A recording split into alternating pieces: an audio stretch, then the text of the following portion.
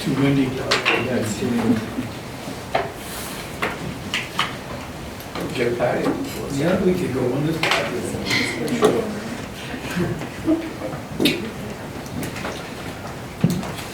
Good evening, everyone. Welcome to City Council meeting for Monday, June 24th, 2019. We'll call the meeting to order. Does everybody have an opportunity to look at the agenda for this evening?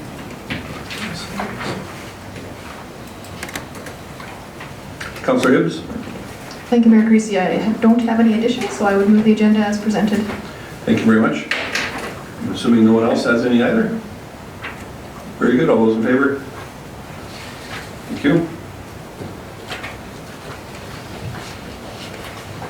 And for the minutes for June 10th, an opportunity to review those. Councillor Hibbs? Thank you, Mayor Creasy. I also did not notice any errors in the minutes, so I would go ahead and move that we accept the minutes as presented. Anyone else notice any inconsistencies with them? I'll call the question then. All those in favor? Unopposed? Thank you. And down to council mailbox. Anything from anyone on Affordable Housing Steering Committee minutes? How about the Lacombe Regional Solid Waste Meeting minutes? Any questions there? And we had a letter from some upper elementary students on recycling. Any questions or comments there?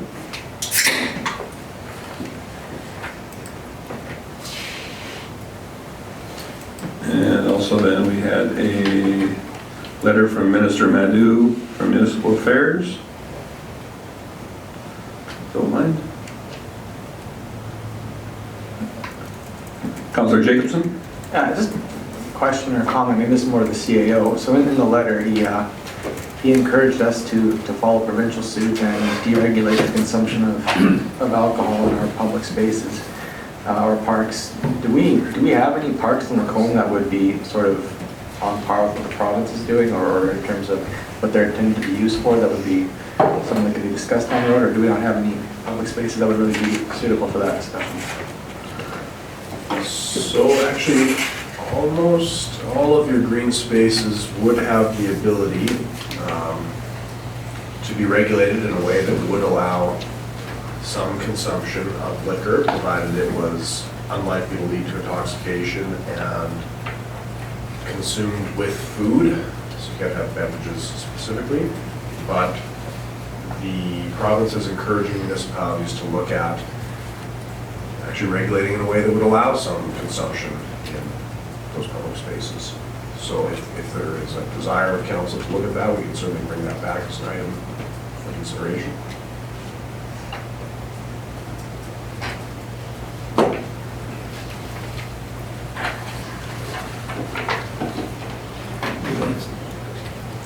Councillor Hoekstra. Thank you, Mayor Creasy. May I go on to the next piece of correspondence? Okay. Certainly. So we have this desire of a citizen along Fairway Drive to have an open house or whatever. And I was wondering, after reading this, at what point does administration or council decide when we should have open houses? Because this isn't a new topic. Like I sort of feel like open houses are for something brand new to introduce our community to. Is this a situation where we would consider an open house? So you can direct us to have an open house on any topic, of course. There are a few instances where there's a regulatory requirement for open houses, planning and development matters usually. We have not held one on a local improvement in the past, on a local improvement levy. Mind you, in the past 10 years, there's only been one that I'm aware of. So it is kind of new ground that you're looking at. We have no plan to do so now. We certainly could. So one thing I will bring up, now that it's only because it's on this subject, nothing to do with that question that you had. I received several letters from citizens in that area on this particular subject, And I expect that some of them will be wondering why, in fact, they were not included in this documentation here. But I think it's important for people to understand when they address something specifically to me, then it would not appear in these documents, but when it's addressed to council as a whole, or they specifically suggest they want it included, then I will. But otherwise, then I take it as personal correspondence. Is that a fair summary? Councillor Hoekstra? Thanks, Mayor Creasy. So as a follow-up, what is the process that a citizen needs to go through? Like, she's very clearly asking for an open house. So what's the next step, that we respond to that request and say, let's do this? Or how do we determine when we do this and when we don't do this? I guess that, I mean, I get the regulations, but what do we do in this case? So if you want to have an open house, you would just direct us to, that you would want to have an open house, or that you want to discuss the Fairway Drive sidewalks matter again. Of course, there has to be 6 months between previous discussion and the next, but we certainly could have a plan for an open house. We would just need that direction from council.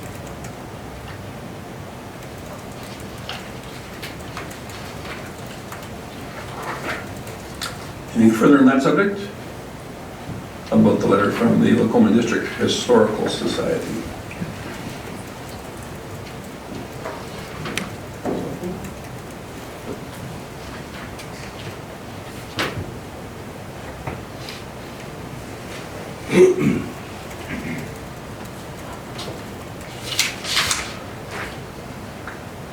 So, I don't know if the rest of council is, go ahead, Councillor Jacobson. Yeah, so I was just going to ask the CEO, does the city typically do anything for Pride Week in Alberta, for any displays like that at all?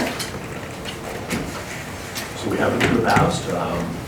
We've never received a request to use city infrastructure to show support or in the past, so it hasn't come up, I guess, is the short answer.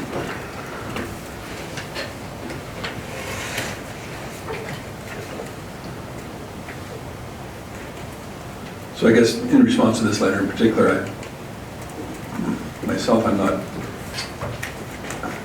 not necessarily in favor of the crosswalk painting, not because I have a problem with this community or any other being recognized, but there are other concerns, safety, maintenance, and a few others that I just don't see as it necessarily being a role of municipal dollars to be spent on.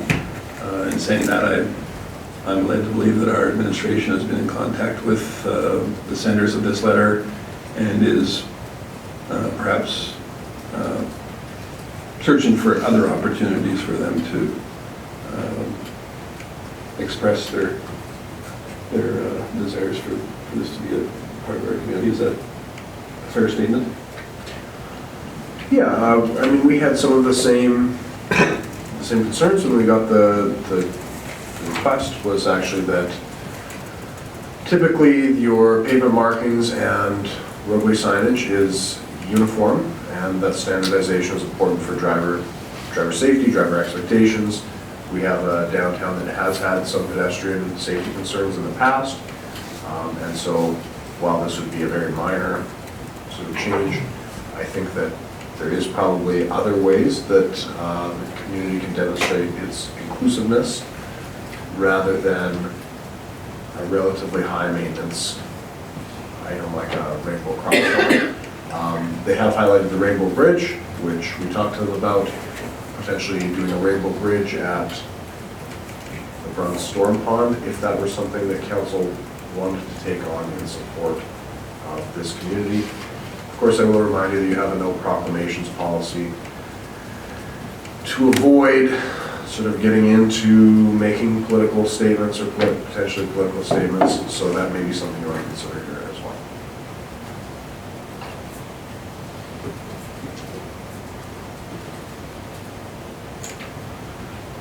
So in our council mailbox, there were 7 letters there. Does anybody care to make a motion? Councillor Jacobson? Sure, and just before I make the motion, I guess I'd just like to point out that, yeah, if there's infrastructure reasons not to do this, I obviously would defer to administration's opinion on that, but if there is, anything else we can do, I certainly would, I guess I'd kind of motion for vote right now, but certainly in support of that. But regardless, I'd like to make the motion that we accept Council Mailbox's information. Thank you.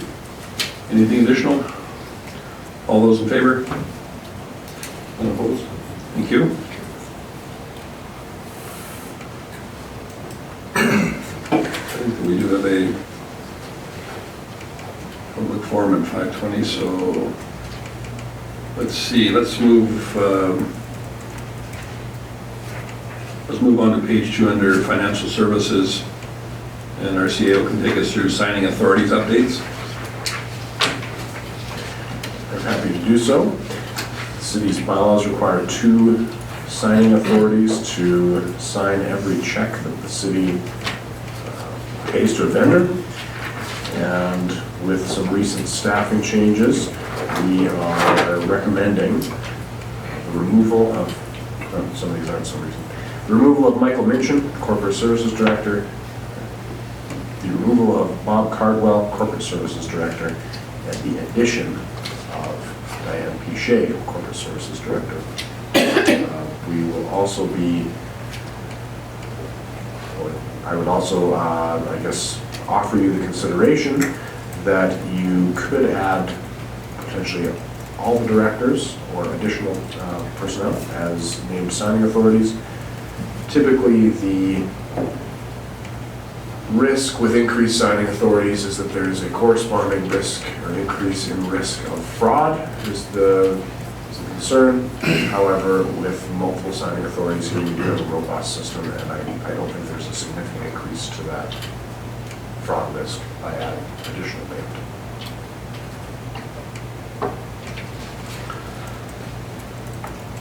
So after reviewing these documents, I went and asked our CAO earlier today if there was, or what the reason was why the additional staff were not on this policy, and it was simply because that's the way that it had been done in the past. I would suggest that for convenience sake that we ought to consider having all of the senior staff on there, which would be the CAO and the directors as signing authorities. Quite frankly, if we can't trust them as a signing authority, then they ought not be in the position they're in. So what's council's thought on that?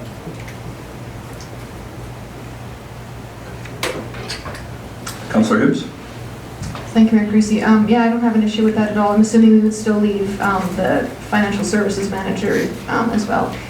Yeah, I mean, other than this having to come back to council occasionally if there's changes, but this isn't a 3 readings type of thing, so it's not that onerous. I think that would be a good idea. Thank you. And that was worded as a motion then, was it? Sure. For you? Sure. I'm assuming these would be 2 separate motions then. They're somewhat related, but okay. I'll go ahead and move the first then, that council approve the addition of Diane Pichet, Corporate Services Director, as a designated signing officer for bank instructions, forms, and legal documents. Should we actually list all? So then it would be, see, Deborah Juke as, what is the official title? Director of Community Services. Director of Community Services, and Jordan Thompson, Director of Operations and planning. Operations and Planning. There we go.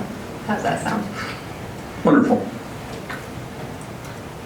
Councillor Hoekstra, you've got a question or a concern? Weren't you also saying CAO County? He's already on. He's already on there.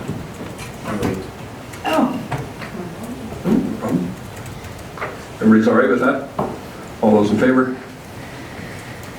None opposed?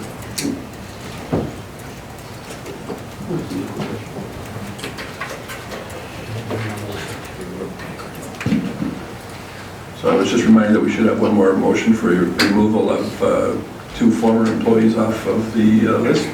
Councillor Glowson, is that what you had in mind? That was that council approved the deletion of our R.E. Bob Cardwell, previous corporate service director, as a signing authority. And was there one on there for Michael Minchin as well?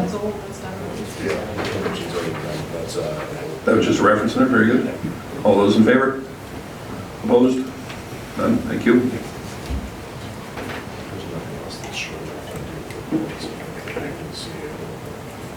Okay, just in the interest of time, we'll move down to reports, have our CEO present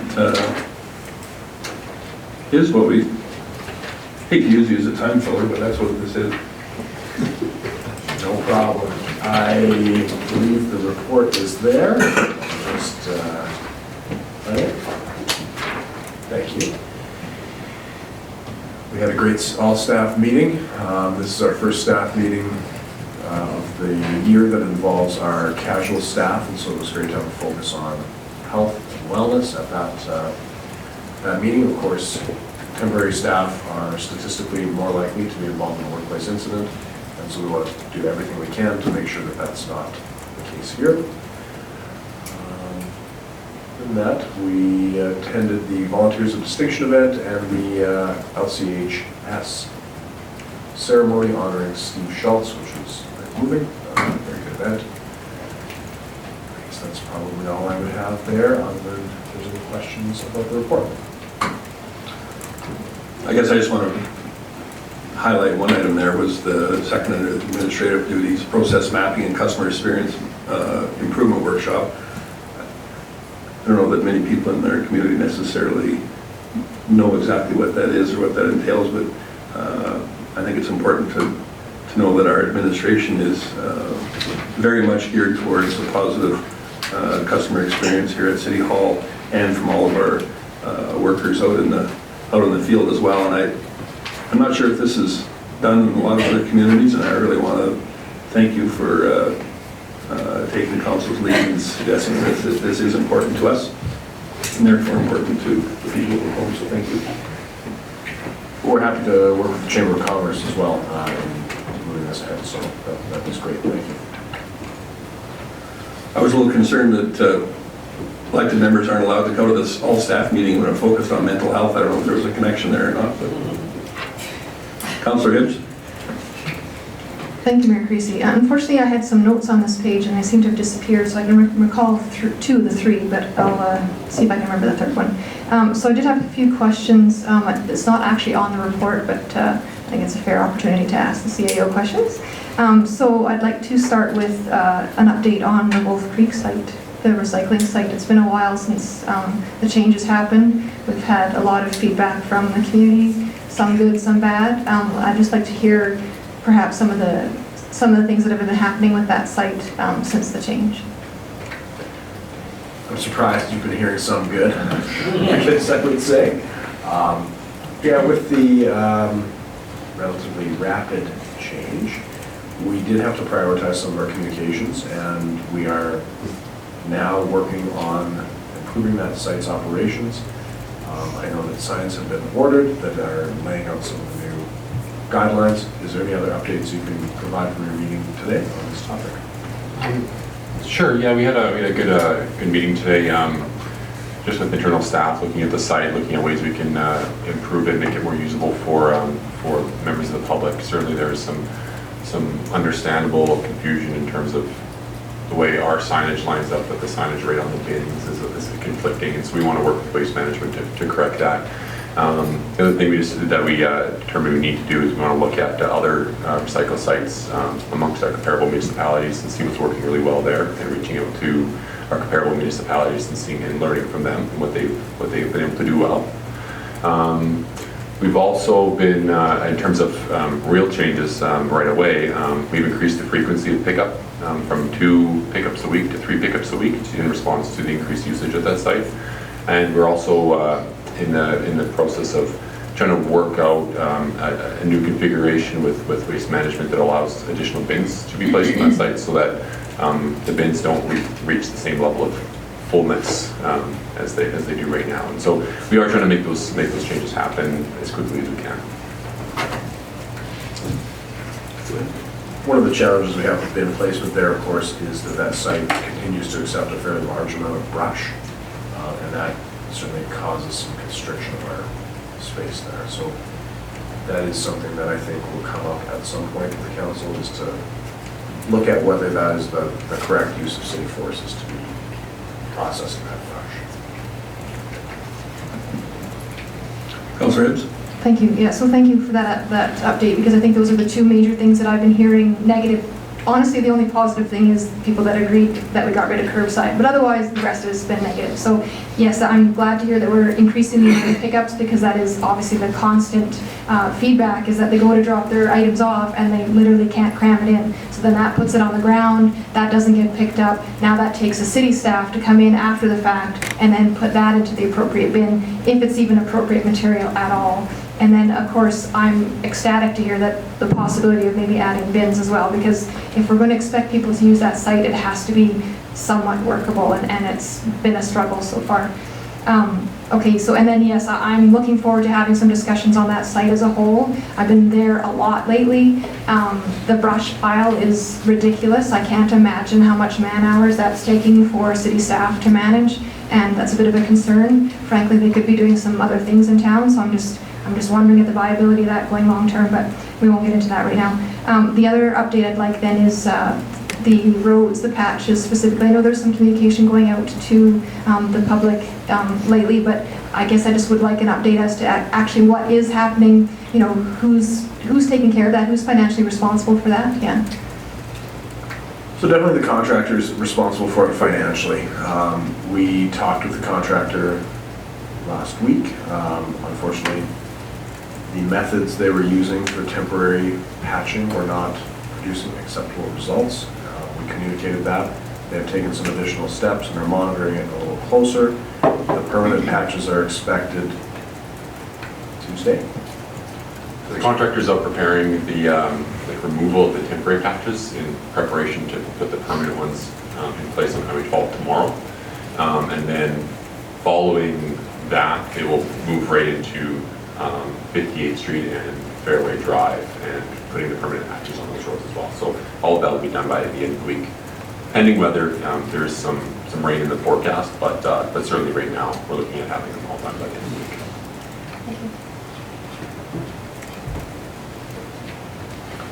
In regards to the Wolf Creek Recycle site, I think it's important that we stress there is a very limited type of material that is now accepted, that being paper and cardboard, tin cans, two types of plastic, aluminum cans as well, and two types of plastic, type 1 and type 2.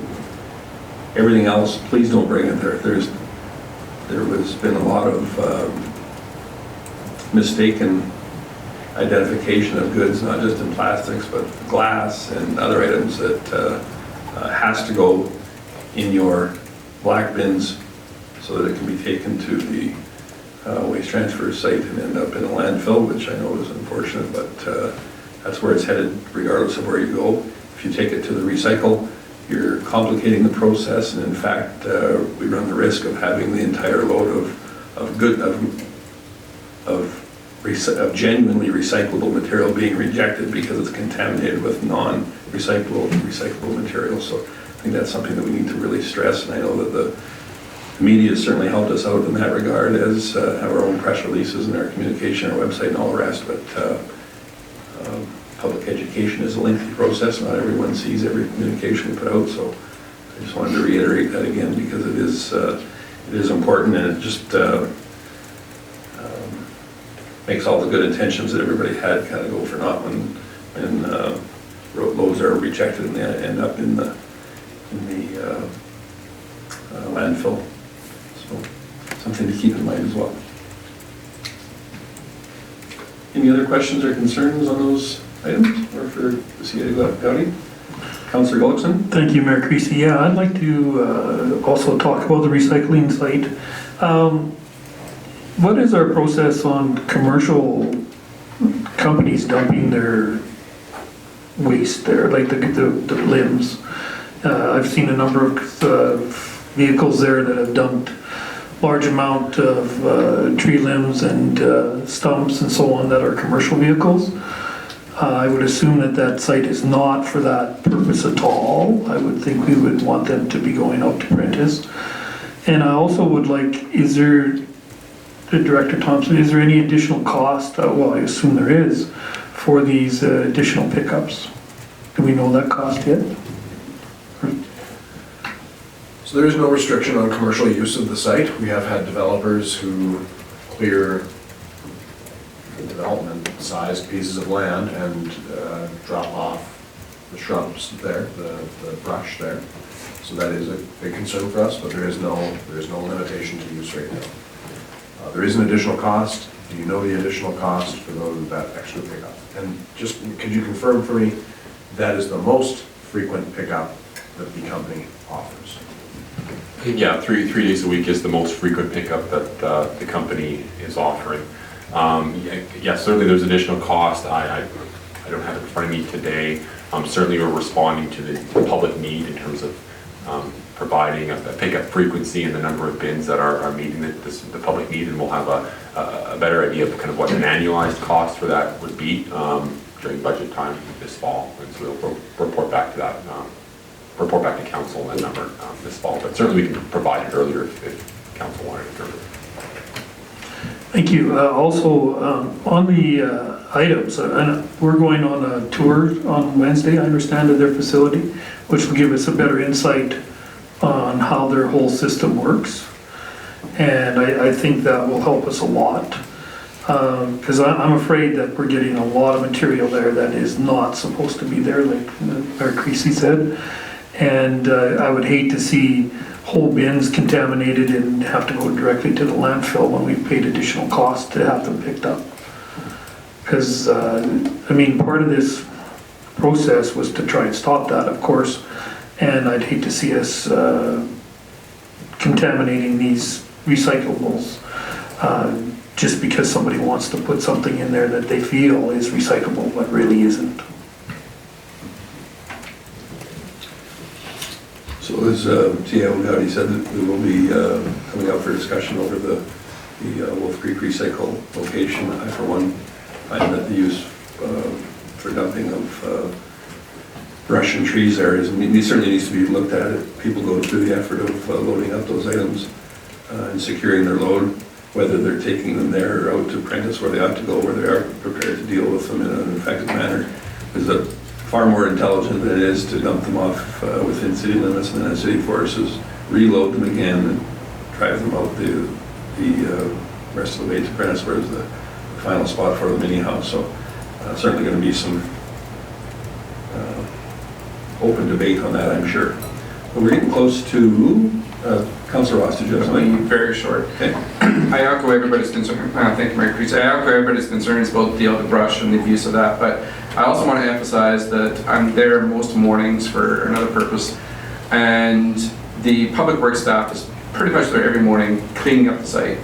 And I can't reiterate enough how much the site is being abused, and it is very frustrating that people, if they can't fit in the cardboard, they just drop it off. I spent a half hour myself cleaning up this morning.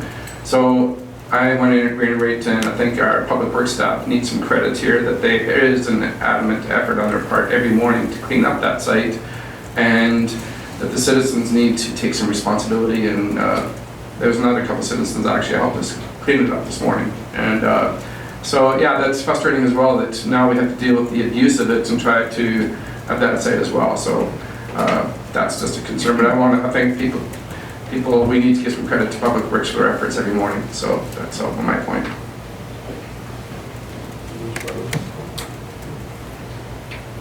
Very good. If we could just have the CAO's report move for acceptance, please.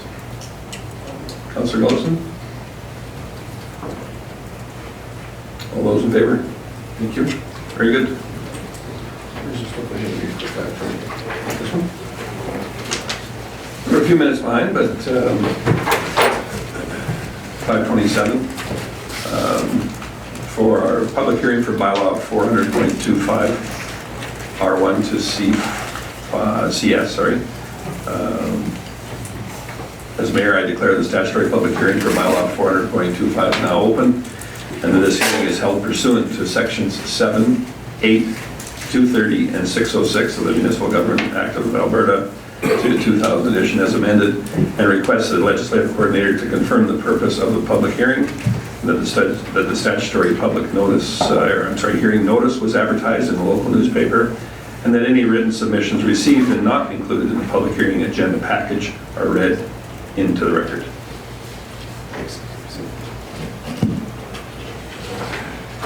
Thanks, Mayor Creasy.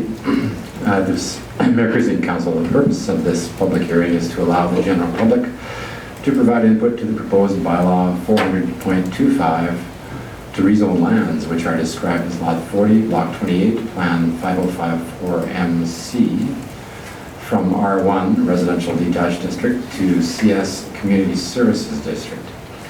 In accordance with Part 17 of the MGA, and per section 606, requirements for advertising, public hearing notice was advertised as shown in the Macomb Express Thursday, June 13th and Thursday, June 20th. And Mayor Creasy Council, no written submissions were received on it. Any others received up until the agenda assembly were included in the package. Thank you very much for that. Remind everyone that all persons giving oral presentations are to clearly state their name, and presentations are to be brief and to the point. The order that speakers will appear in, or will present in rather, will be our development officer, who is welcome to come up now. And then we'll hear from those in favor and those opposed, and then any person deemed to be affected who wishes to be heard. Officer Kirchner. Thank you. This is an application, as mentioned, to rezone currently a residential lot to RCS Community Services District. So this lot is directly adjacent to the Lacombe Evangelical Free Church, and they have owned this lot for a period of time. It was previously used for single-family residence, but has been vacant for approximately 7 years, and it simply just has a detached garage on the property. They are looking to consolidate these lots into one lot for the church, and would need to have the rezoning in place before proceeding with lot consolidation. I have not had any feedback provided by the public, a couple questions about what the church might do on the land, but no real concerns or indication one way or another from any of the adjacent property owners. So we are requesting that once the public hearing is closed, that council give second and third reading to bylaw 400.25 as presented.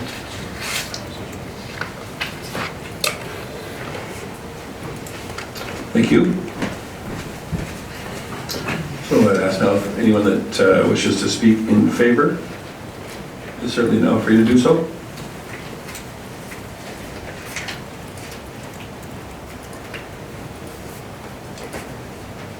I'm assuming that, Jennifer, we don't have anybody out in the hallway that's... It looks pretty empty out there. Okay. Very good. I'm assuming that no one chooses to speak in favor, so I will ask that anyone who is opposed can now speak. And equal interest in that regard, apparently. And lastly, any person deemed to be affected who wishes to be heard on this item.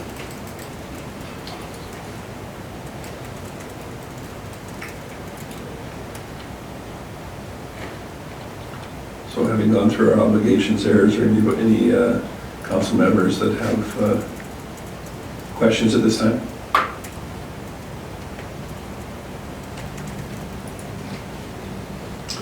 So I see no reason for any concluding statements. It is now 5:33, and I will declare that the public hearing for bylaw 400.25 closed. And were we going to go right into the next one, or? Yes, we should.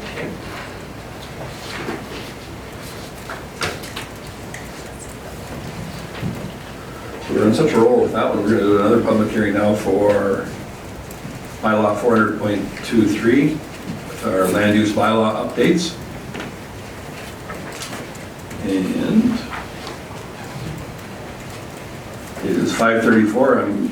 As mayor, I'll declare the statutory public hearing for bylaw 400.23 open, and that this hearing is held pursuant to sections 7, 8, 230, and 606 of the MGA 2000 as amended, and request the legislative coordinator to confirm the purpose of the public hearing, that the statutory public hearing notice was advertised in the local newspaper, and that any written submissions received and not included in the public hearing agenda package are now read into the record. Thank you, Mayor Creasy. So, Mayor Creasy and Council, the purpose of this public hearing is to allow the general public to provide input to the proposed Bylaw 400.23 to amend the land use Bylaw 400 by amending various parts of Bylaw 400 in accordance with Part 17 of the MGA. And per Section 606 of the MGA, requirements for advertising, public hearing notice as shown was advertised in the Lacombe Express Thursday, June 30th and Thursday, June 20th. Other than what's in your agenda package, there were no further written submissions received.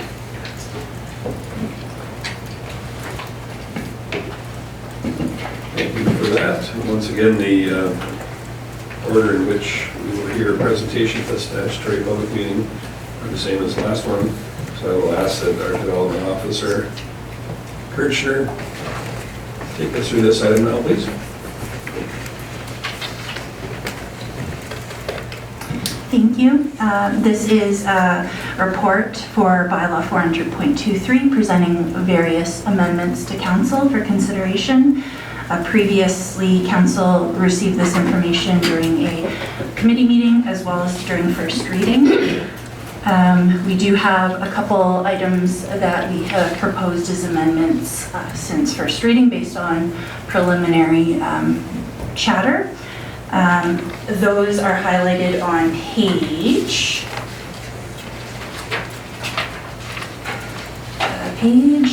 14 of the amendments.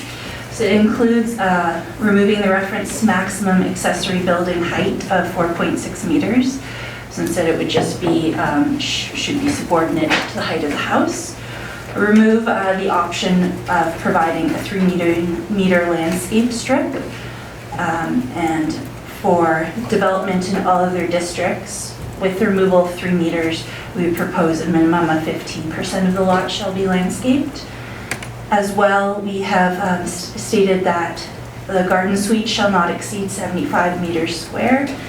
This statement should state that the garden suite should not exceed 75 meters squared, which has been accurately reflected in the bylaw itself. It was a typo. And that provides flexibility to allow for a larger garden suite when it's located in a larger accessory building. And one other amendment we're proposing with the landscaping, the percentage, it currently reads shall. We're suggesting that if council wants to provide flexibility, it would be should. So if someone cannot provide the percentage suggested and they would like to have a variance of a certain amount, but the staff feels they're still able to provide quality landscaping for the development, they would be able to apply for that variance. With it being worded as shall, there would be no flexibility for those scenarios. So those are just the basics. I can answer questions after the public hearing is complete.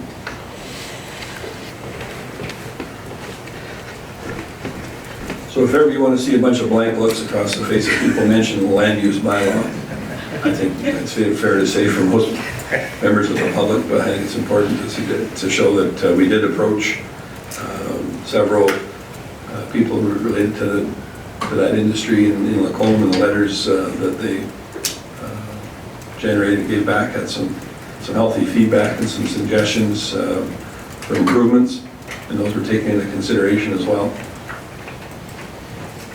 Just to be sure there was no additional letters that came in after the date. Okay. Very good. Did you move one? You said you had one? Very good. So at this time, in regards to land use bylaw updates, bylaw 400.23, I would ask those in favor, who choose to speak in favor, come up to the mic now.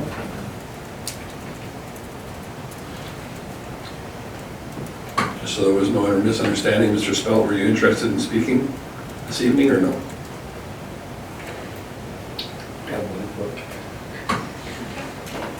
I'm going to take that as a no. So, if there's no one that chooses to speak in favor, how about those who are opposed? Anybody choose to speak in opposition? In seeing none, I will then ask for any person to interview. Oh, here we go.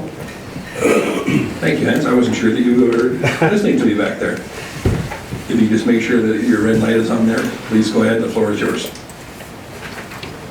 The only item that I'm opposed to is there's a basement or a secondary suite. They're calling for 90% of the secondary suite for the main floor.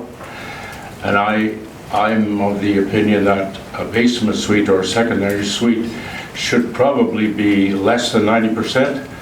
The fact that secondary suite is kind of an affordability issue, and the less you have, the less space you have, the less you'll be paying rent.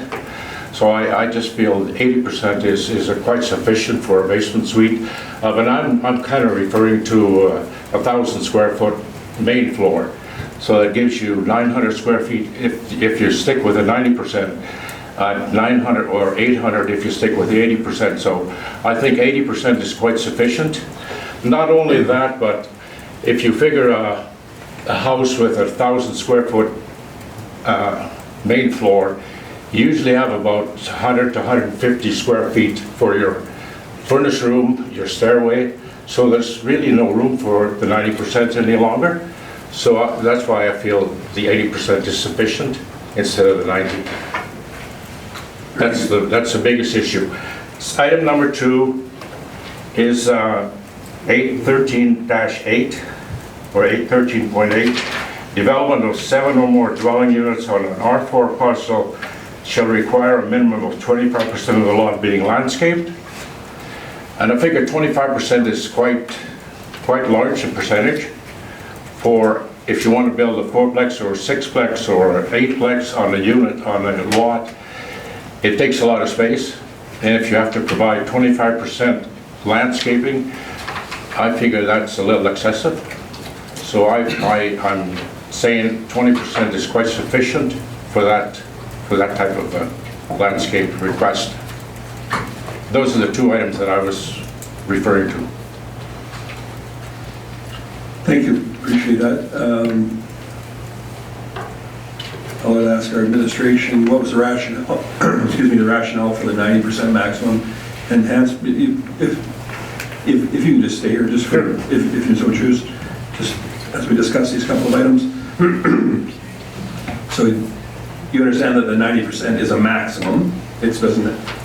Yes. Okay. No, on the secondary suites? Yes. That you're referring to? I say the 80% should be the maximum. Okay. Just wanted to make sure you understood it was a maximum. So, yeah. Okay. And then the next item with respect to the landscaping, that we had discussed several previous developments, and this was actually less onerous than what was provided on them, if I memory serves me correctly.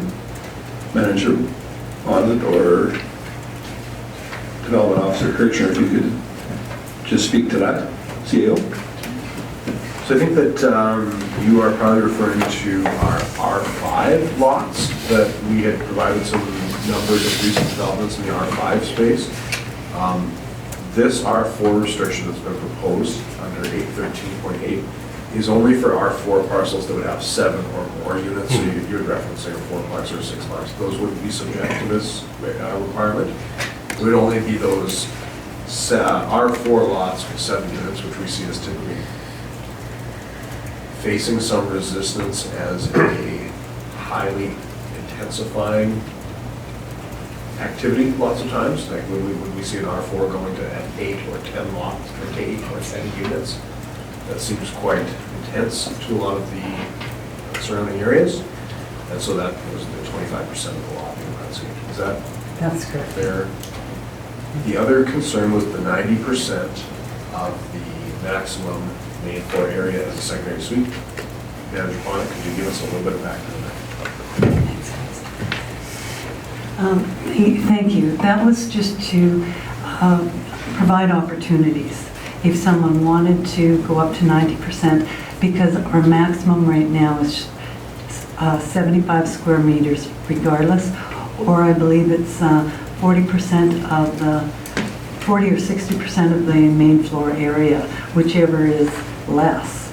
So this just gave a little more leeway in what a homeowner might want to do if they want to provide a little larger suite. And obviously cost is a consideration. Like in a number of these houses that would be, 2,000 square feet, it's a considerable size, but it also costs an awful lot of money to develop a basement to that degree. So we don't expect we'll see a lot of those applications. We just wanted to give the 90% opportunity if someone wanted to construct a suite that size. Thank you, I appreciate that explanation. Mr. Spalt, so I guess I happen to agree with you on those smaller homes that you were speaking of. The 90% is probably unrealistic because of the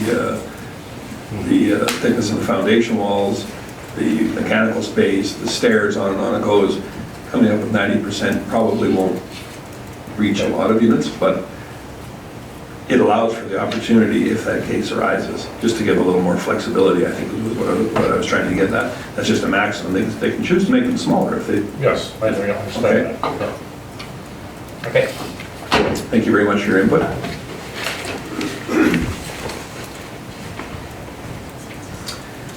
Is there anyone else who chooses to speak in opposition?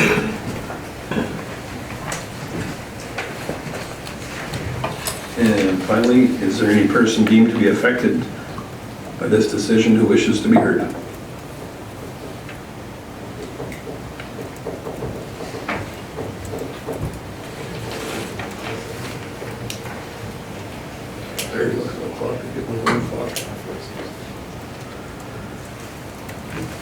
So, seeing no other takers, it is 5:46, and I declare the public hearing for Bylaw 400.23 is now closed.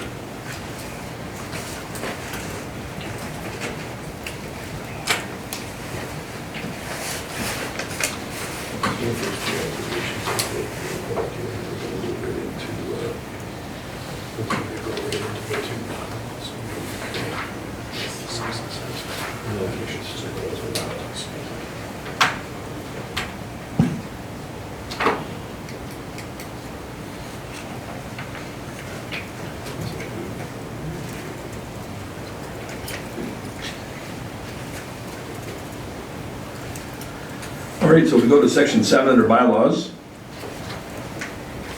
And our first one, bylaw 400.25, land use bylaw, proposed here for second and third reading. I'd ask the planner Kirchner come on back and join us. This is for the parcel for consideration from residential detached to community services. Yes, thank you. We really don't have any additional feedback. This will just allow the church to continue to operate as a place of worship and will hopefully result in that vacant residential parcel finding a better use as part of the church property than essentially sitting there with a garage as it does right now.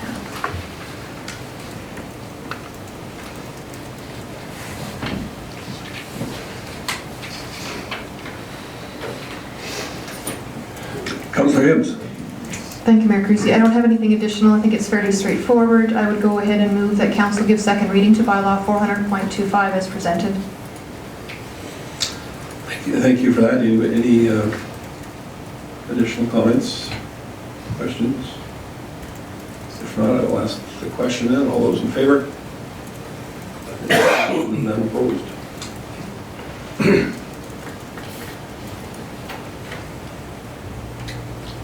And we'll move into bylaw 400. I'm sorry, we want to consider third reading at this time as well? Councilor Hibbs. Thank you, Mayor Creasy. For the same reason, I'll go ahead then and move that council give final third reading to bylaw 400.25 as presented. Thank you. Any final thoughts before we consider third reading? All those in favor? None opposed? And continuing on bylaws 400.23 for our land use bylaw to be considered for second and third reading as well for the amendments and updates. So I think I gave a brief overview. We did receive feedback from a number of developers and other individuals in that field. Mr. Spelt was one of them. We also received essentially a courtesy thank you from one of our real estate agents, as well as Foxwood Homes, the Laybon Group, and the Chamber of Commerce as well, which we had to sit down with them to go over all of that. Could you just tell us what the outcome of the requested addition of the vet clinic use to the C2 for Laybon? Yes. How that's happening there? So we had a chat with Laybon, and they no longer wish to pursue that. The potential tenant is no longer a potential tenant, so we don't recommend moving forward with that or adding that to this amendment. We did have a few other comments from one of our designers, including discussion about the height of the accessory residential building, which we have since made that recommended change to. As well, mentioning the size of the secondary suite allowance, which would be the equivalent of 90%. The person mostly agrees, but recommends a maximum size, such as 120 square meters, for instance, be imposed on that. They were proposing a size change to the garden suite, but we've since changed that to a should, which provides the flexibility that would be requested. And there was a concern about the commercial parking requirements being too onerous. We did not propose a change to what is currently required. We did propose the reduction for the industrial, but the commercial we were suggesting would be maintained at the rate.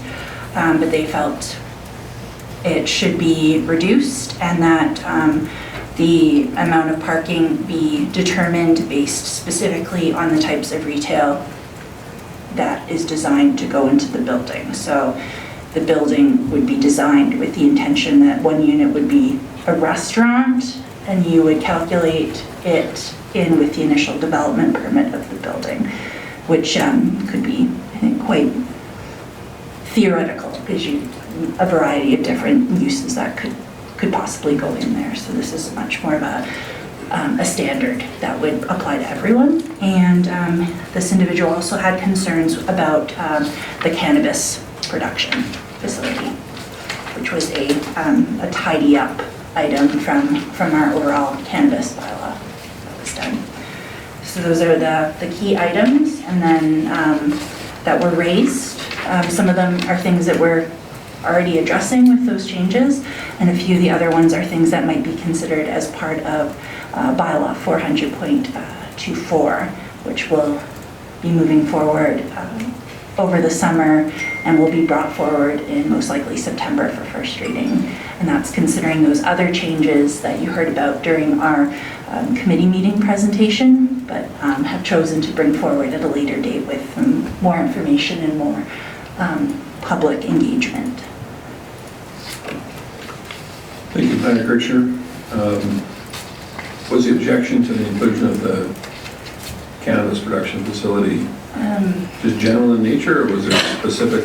I believe the individual did not feel that it should be a permitted use as what was intended with the original cannabis bylaw. Thank you.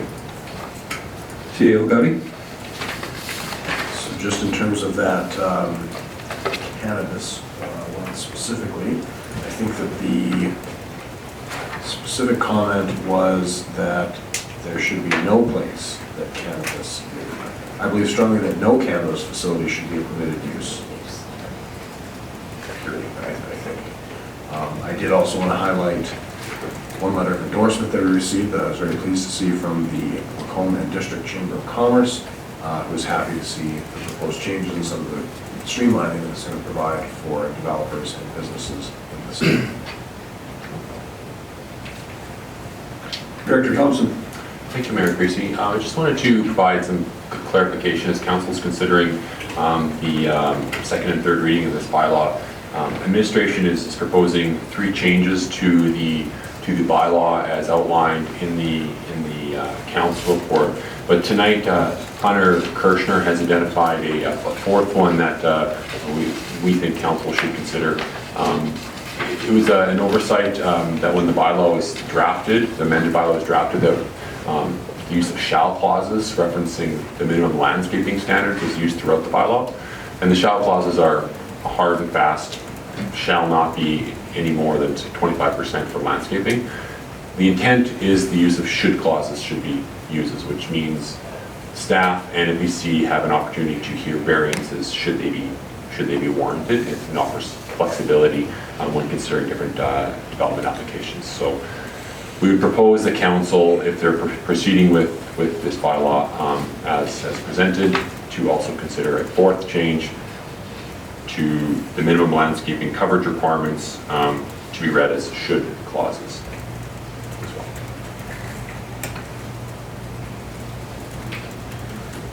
And so that's as outlined in proposed change 3, you're suggesting that shall should read should? This is actually an item that was just noticed yesterday as part of when we had removed the 3 meters, and there was that level of tweaking between first reading and this one. So we just noticed it yesterday and thought we would propose that as well. So it would be theoretically proposed change number 4. It's just unfortunately not included in the report.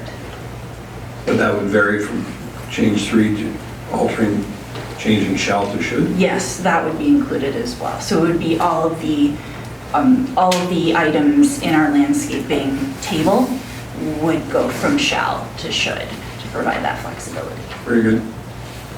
Councilor Ross? Thank you, Mayor Creasy. My apologies for readdressing this, but pros and cons of going from a 25% down to a 20 as Mr. Spell brought forward. Could you, my apologies, explain that again? The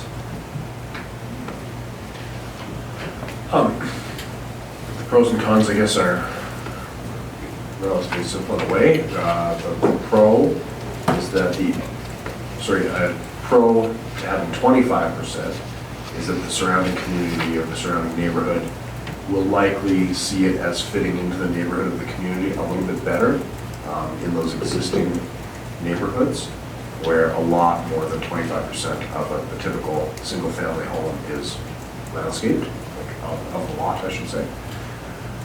The con is that the increased requirement carries a cost and as well as a restriction for developers. So they have less land available to make the development viable with building construction, and there's additional cost associated with the landscaping that is required. So the difference here, I guess, really it's more of a theoretical thing. We don't see a ton of development on R4 lots that exceeds 8 units or 7 or more units. So it's more about preparing for that situation when it does come up to make sure that there's not a lot of concern from the neighborhood when they see a significant increase in the density of that lot. So on the requirements for landscaping on development of those R, was it R5? There are 4, sorry, that are 4 to 6 units, as was outlined by the speaker. What is the percentage requirement then? I believe for 1 to 6, it is basically we have a standard of 1 tree or 2 shrubs per housing unit. So the main reason we had kind of a cutoff was at a certain point having to provide, 7 or 8 trees and X number of shrubs would become less feasible than providing a landscape space that is much more suitable to the space rather than just kind of jamming in plants for the sake of meeting the quota. So it's only after the 6 units that the percentage works in. So it's actually even less onerous than than what the presenter had suggested in the 6 units, because there is no percentage, it's only one tree per. Is that correct? Well, you would have land sod also within the front yard and so on. And honestly, we have very few R4 lots that you could actually put 6 units on.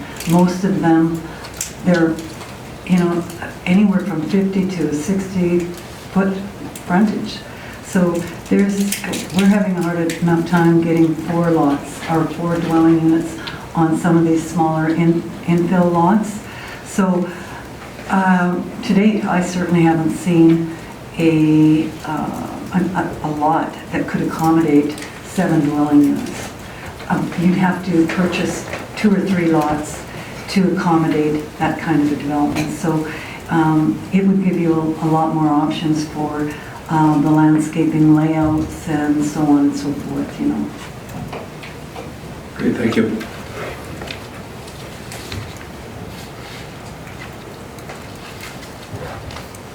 Councillor Clark, go ahead. Thank you, Mayor Creasy. So in addition to proposed changes 1, 2, 3, and I believe 4, I would like to throw a 5th, if I could. It's just something that's come to light very recently. As many of us have seen, there's been an application for a boxing club here in Macomb. The area that they've identified where they'd like to set up shop is currently in an I2 district. I2 does not allow a fitness facility to be a discretionary use. However, it is allowed in the I2 district. Or I1 district. And I would like to propose that a fitness facility be allowed as a discretionary use in the I2 district. For me, we've set the precedent a little bit in that we've seen successful applications for fitness facilities in the I1 that have worked out fairly well, like gymnastics, the baseball training for centers, for example. I don't know about the rest of the council, when I transition, when I look at the map here, set map, when you see light gray to dark gray, when I'm traveling down those particular streets, I'd be hard pressed to tell what difference is between I1 and I2. The area that they've identified, I think it abuts onto I1 right now, in this area here. So I'm just throwing that out there for consideration. I'd like to see them, it would still come to NPC, and NPC will obviously have the final say as to whether or not that application would go forth, but I would like to propose that it be added as a discretionary use in I2. Again, I can't, we've set the precedent, it seems to be working. I believe Blind Man Brewing is in I2, and that seems to have worked out quite well. I, for one, don't have an issue with that boxing club setting up shop in I2, and I would like to see it added as a discretionary use under proposed change 5. Thank you. Thank you, Chief Gowdy. So what has been proposed is adding the discretionary use of fitness facility to the I2. That certainly can be done administratively. Administratively, we recommend against the inclusion of that additional use as discretionary or permitted in the I2 zoning. Heavy industrial uses are where we are able to locate those facilities that are likely to have a detrimental impact on neighbors through loud sounds, noxious smells, bright lights. They're not typically suited for public occupancy and public gatherings. So that's why you have the other commercial zones that all allow fitness facilities, as well as the I1 zone. Using the Blind Man Brewing example, certainly there is a couple of components there that make it a good fit for industrial, that being the use of heavy equipment for their production and the production of noxious smells, which we have received complaints about from neighbors. So it certainly can be accommodated as you identified it still as a discretionary use, so I can see we have the final say. But we would actually recommend against the inclusion of that use in the I2 zone. Councilor Ross. Thank you, Mayor Creasy. So my question is to CAO Gowdy, if you reduce it from 25% to 20 on, what was the item that was brought up earlier, is that would be a further amendment item, or how is that addressed? Be item amendment 5. Or 6. 6.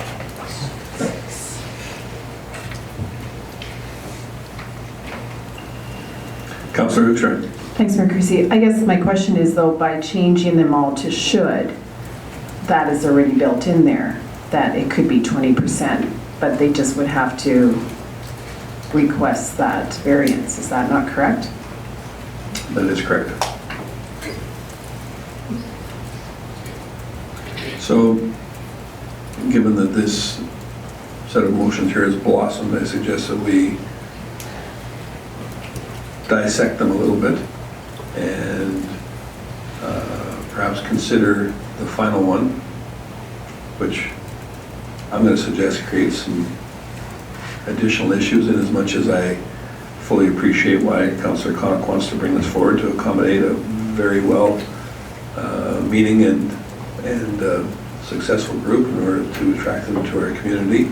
But I will say that our administration has been working closely with them to try to find them an appropriate home in a more suitable area without having these designations for areas.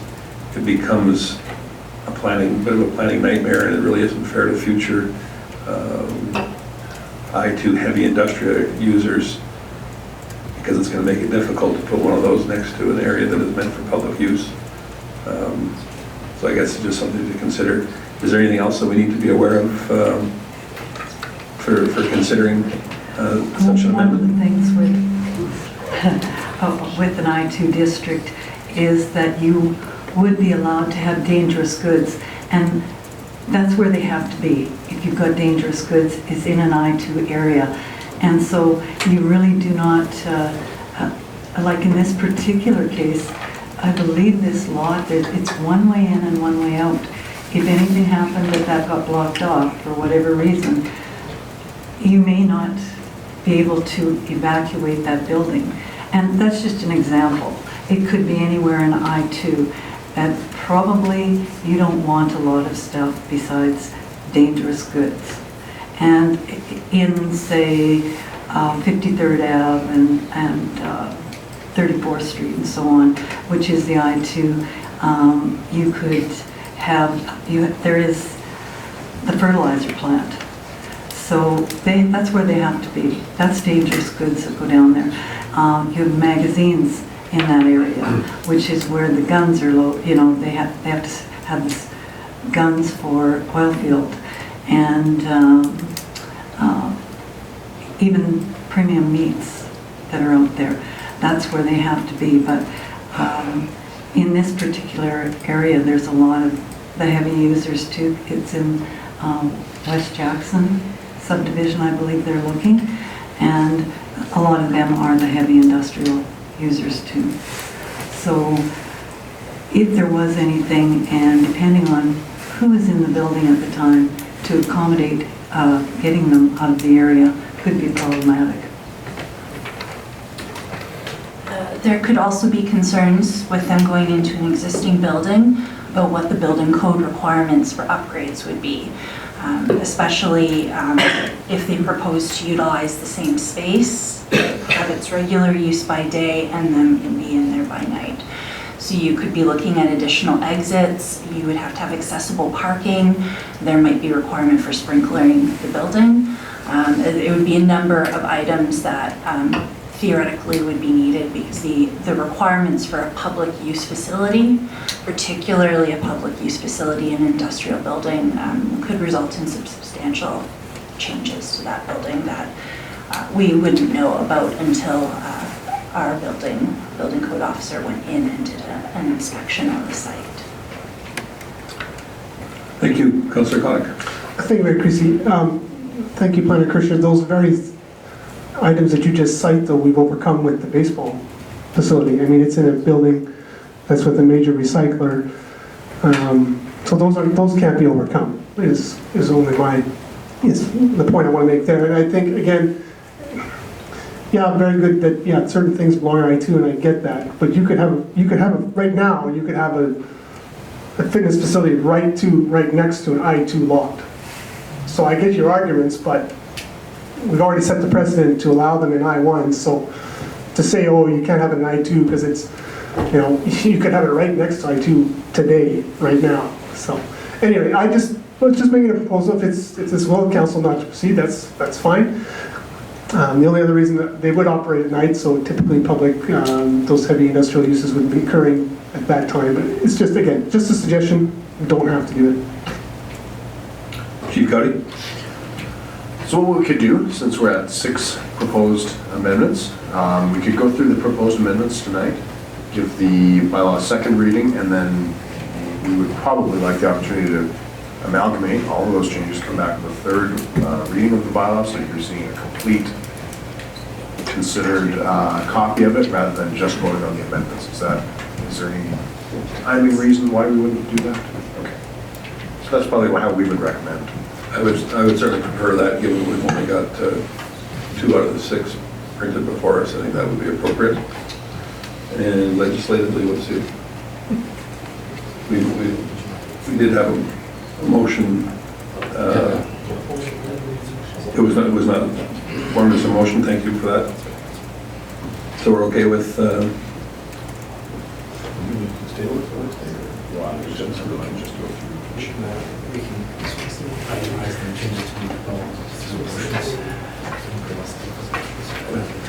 So what I would propose is that if we have anyone willing to make the motions, that we would just make amending motions for all 6 proposals. And then once we have direction on those 6 proposed changes, we get a second reading, and then we'll come back with a complete copy of the third reading at a future meeting. Really interested in that, just for a housekeeping type motion, is anybody prepared to make that so we can bring them back to you and have them printed out so that we can understand them for the future meeting?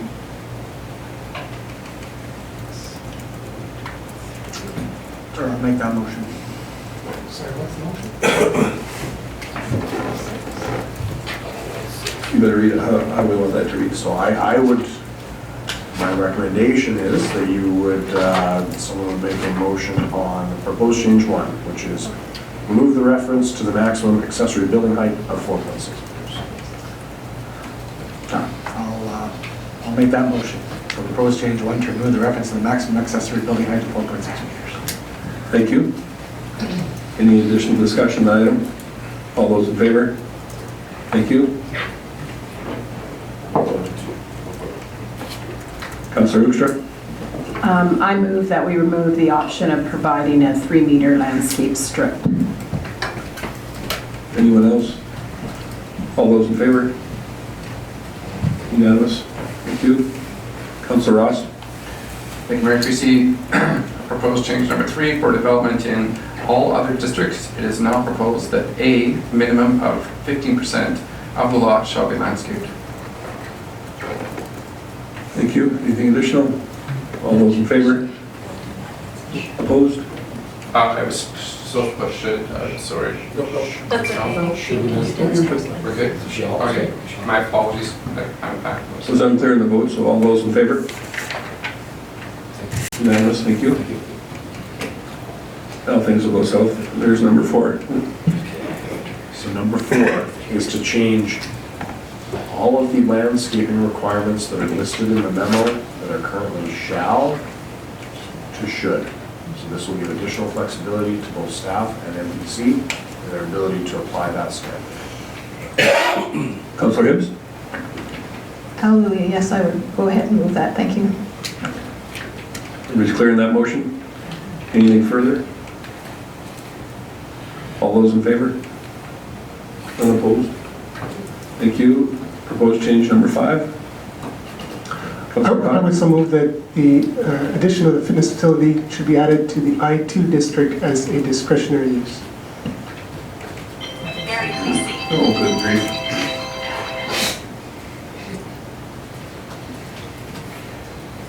I was a little smarter than the phone, I would have to shut off the first time. Sorry about that. My apologies. So with respect to the last motion, Councillor Connick to allow fitness facility as a discretionary use in I-2. All those in favor? Those opposed? Heard Jacobson, PC, Bookster. Thank you. And proposed change number 6.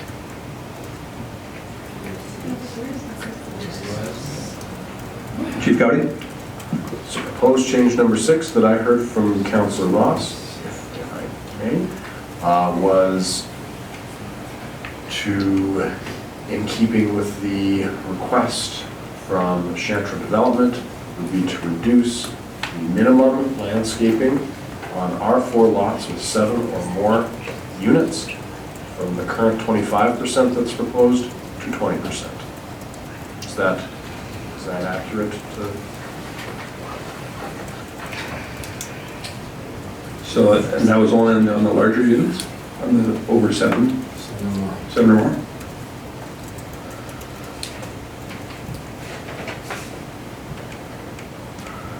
Councillor Connick. Just for my own clarification, does proposed change 4 not address that, and that it went from shall to should, so there could be less?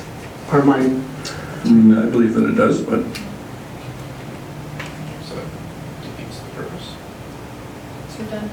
Oh, my apologies, I didn't. Chief Cuddy? I guess just to, it's not entirely redundant.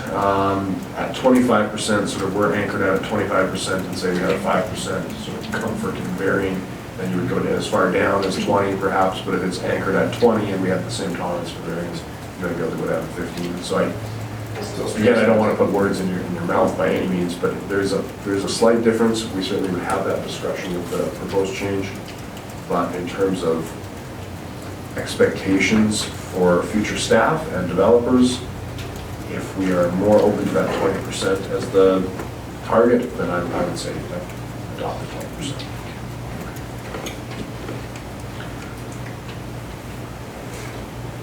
So given that we don't really have any real world examples in front of us to even consider to know what the implications between 20 and 25% are, can you give us the rationale? Obviously you came up with that number from something. It's minimal, the 5%. So if it was reduced to 20, that's certainly something. Like I say, in some of our cases, we've had more landscaping provided than what has been required. So 20 to 25, I don't think there's a real, it's not a significant difference. So I'm fine with 20 or 25. So do we have somebody make that motion or no? Councillor Ross did? Any additional input?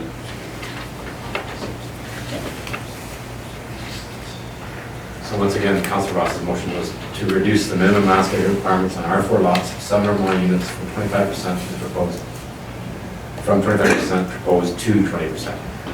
Thank you. Everyone's clear on that? Any additional comments? All those in favor? Opposed? That's carried, thank you. Very good, so just to be clear, then all these will come back again for, written up properly for consideration for third. It would probably be best, actually, if we got second reading tonight, and that will let us create the draft of third, right? Next week. That's what I said, for third. Okay? So we've made those individual ones now for, we need an overarching one for second reading. Councillor Jacobson? Yeah, so I just wanted some clarification before we move on from this. Sure. No amendments or anything, don't worry. So just, and I think I have this straight. So for the table 8.2, commercial multi-tenant lease bay buildings with a minimum of 6 spaces per bay, that building designation doesn't at all refer to anything in the downtown district, right? Correct. Downtown is its own, I believe it's its own thing. And that's where it's been. Right, okay, no, I just wanted to clarify that. And then any current non-conforming buildings with this new legislation that passes would theoretically then be covered by the other amendments to, what are they called here? regardless of the one where it says, a building that's been passed compliant, even if it's non-conforming, that will be, so in other words, because I can think of a few spaces that would sort of be out of whack with that, but that would be covered with that, right?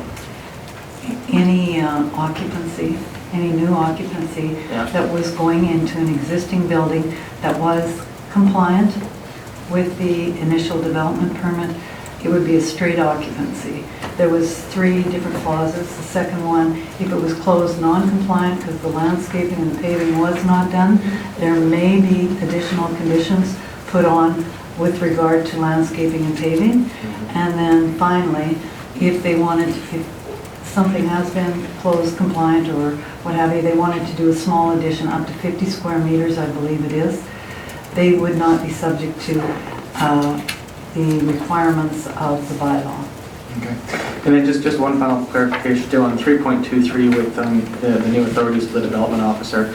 So just as I understand this correctly, as long as there is no community opposition, the development officer technically has the authority to approve any variance, is that correct? They would be allowed to approve a development. However, they would also always have the opportunity to still take it forward to MPC if they weren't comfortable approving the application in-house. Right, no, and that's fine, I understand, but just so regardless of how large the variance, if there was no landowner objection, the development officer legislatively would have that ability to do that if they decided to, that's correct? They would have that ability for Okay. sure. Hopefully, we wouldn't see a huge variance for something like that. I think I would suggest that maybe they take something like that to MPC. However, any home occupation twos and so on and so forth, if the variance is, over the 10% and it was maybe 15 to 20, and there was absolutely no objections, it may be something that could very easily be comfortably approved in-house. Okay, but because there's no guidelines for variance amounts, it's because the intention is to give the development officer that leeway regardless, correct? That's true. Okay, thank you. The one thing I might caution, if that I-2, can't remember what amendment it was. For the fitness facility? 5, yeah, the fitness facility. I believe that if that was to go in, it should go into the next bylaw, and I say that because this does affect I-2 occupants all around this site, and they may have some objections and they have not been notified. So if that's the route you want to go, I believe you pull this from this agenda and have it as a separate amendment in the next bylaw, or a separate bylaw. Chief Cuddy? Unless I'm mistaken, that was not supported with the inclusion. No, it was. Oh, I'm sorry. And Councillor Connick? if I may, with all due respect, it was passed by council. So your objection is noted. I mean, it's still going to come back for third reading. It might change by then. But as it stands now, it was passed. So, and with nothing further, I would so that council give second reading to bylaw 400.23 as amended, including proposed changes 1, 2, 3, 4, 5, and 6. Thank you, Councillor Connick. One item that was brought up earlier, I think by Councillor Jacobson, was downtown parking, and I believe that the requirements for that have been removed altogether, so we're clear with that. Okay. Certainly falls within a specific area, but Chief Cuddy? So yeah, just, it's not all together, it is just for existing buildings in the C1 district, correct? So new buildings would need to apply for variances if they didn't want to include parking on site. Thank you for that clarification. So we have a motion before us. All those in favor? None opposed? Thank you.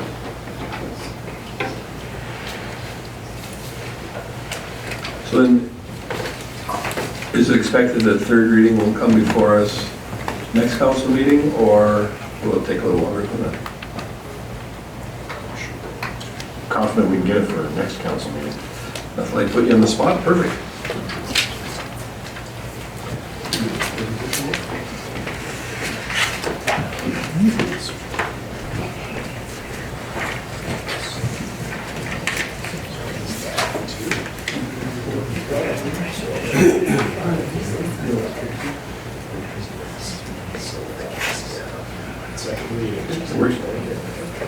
Good. So we need to make some time now for a presentation from Yardstick Research. We've got Tracy here. Thank you for your patience. Come on up and join us. Now, just have you use the mic. If that red light comes on, you're good to go for the benefit of everyone listening at home. Thank you. I know so much about your bylaws now. I'm very excited. I know actually a lot about bylaws around this province. It's kind of fascinating to sit through so many of these meetings. So thank you so much for the invitation to present this evening. Very excited to present to you your 2019 Citizen Satisfaction Survey results. Usually I'm clicking, so great, somebody's clicking for me. So this year we did a revamp on your survey in 2019. We spent half a day actually with your administrative team, went through and revamped your tool. So very excited to see a reflection of some changes, modernization of the tool since 2016 when it was the last survey. And we were a whole different company back then as well. We were Bannister Research, now we're Yardstick Research. So very excited to be here. We did complete a total of 461 interviews with residents, and this year we used a different methodology in that we conducted a portion of them by telephone and a portion of them via social media, which is the way to reach anybody under the age of 35. It is very difficult to conduct telephone surveys, even cell phone surveys with individuals under that age, and social media has become an incredibly effective tool for data collection and data capture with your residents. So our survey was active from May 6th till the 20th, and it actually kind of went at lightning speed with the social media aspect this year. So your NPS, which is a Net Promoter Score, is a very rigorous measure that's used in industry, in organizations and other municipalities to measure really satisfaction and promotion of the community. And you have a score of 16.06, which is actually quite a high score from a municipal perspective. And the reason I say that is using that 10-point scale, what we do is we actually subtract the 1 through 6s from the 8 to 10s. And so again, it's a very, very rigorous score, but for a score of 16, it's a solid measure for you. You'll see that the vast majority, though, of your residents are very likely to recommend the city of Macomb as a place to live. So lovely numbers to see there. But again, just keep in mind that that's a very rigorous score that we use. Everybody from Nike to Apple uses that score. So it's a lovely benchmark to benchmark yourselves, not only with other municipalities, but with other organizations. It's probably no surprise to you, what are the strengths of your community? Small town atmosphere, that your city is not too big by 28%. Friendly people, good community, 22%, and your historical older iconic buildings at 22%. These are wide open-ended responses. These are not pre-coded. This is what people in their own words say when they describe the city of Macomb. When we look at other close-ended questions, and this is where we have rating scales from 1 to 5, 1 being not at all good and 5 being very good, your top measures were being a good place to live long-term. 79% of your residents gave you a rating of 4 or 5 out of 5 in terms of a place to live. Not all communities can boast that measure. Many up north don't come anywhere near that measure, but don't tell them I said that. Being a good place to raise a family, 82% give you a rating of 4 or 5 out of 5. The quality of the environment, 79%, and the overall quality of life at 79% as well. So you'll see that these are outstanding measures for a community to be able to hold dear. I would definitely use this shamelessly in your promotion as a community if I were you. When we look at satisfaction with the services, you'll see we've stacked them all together there, and I do want to give you a few highlights. So your fire department is sitting at 90% satisfaction, and that's exactly where you want to see it. If it's not in that high of a measure, you probably have some concerns. You may have had some buildings condemned or things have not gone well. So 90% for fire services is exactly the confidence you want to see in that measure. Same with your memorial center. Garbage services is at 81% is a bit of a surprise. So I'm thinking there have been some changes or some things done with that service because it's unusual for folks to be that happy with their garbage service. Not sure what you're doing with it.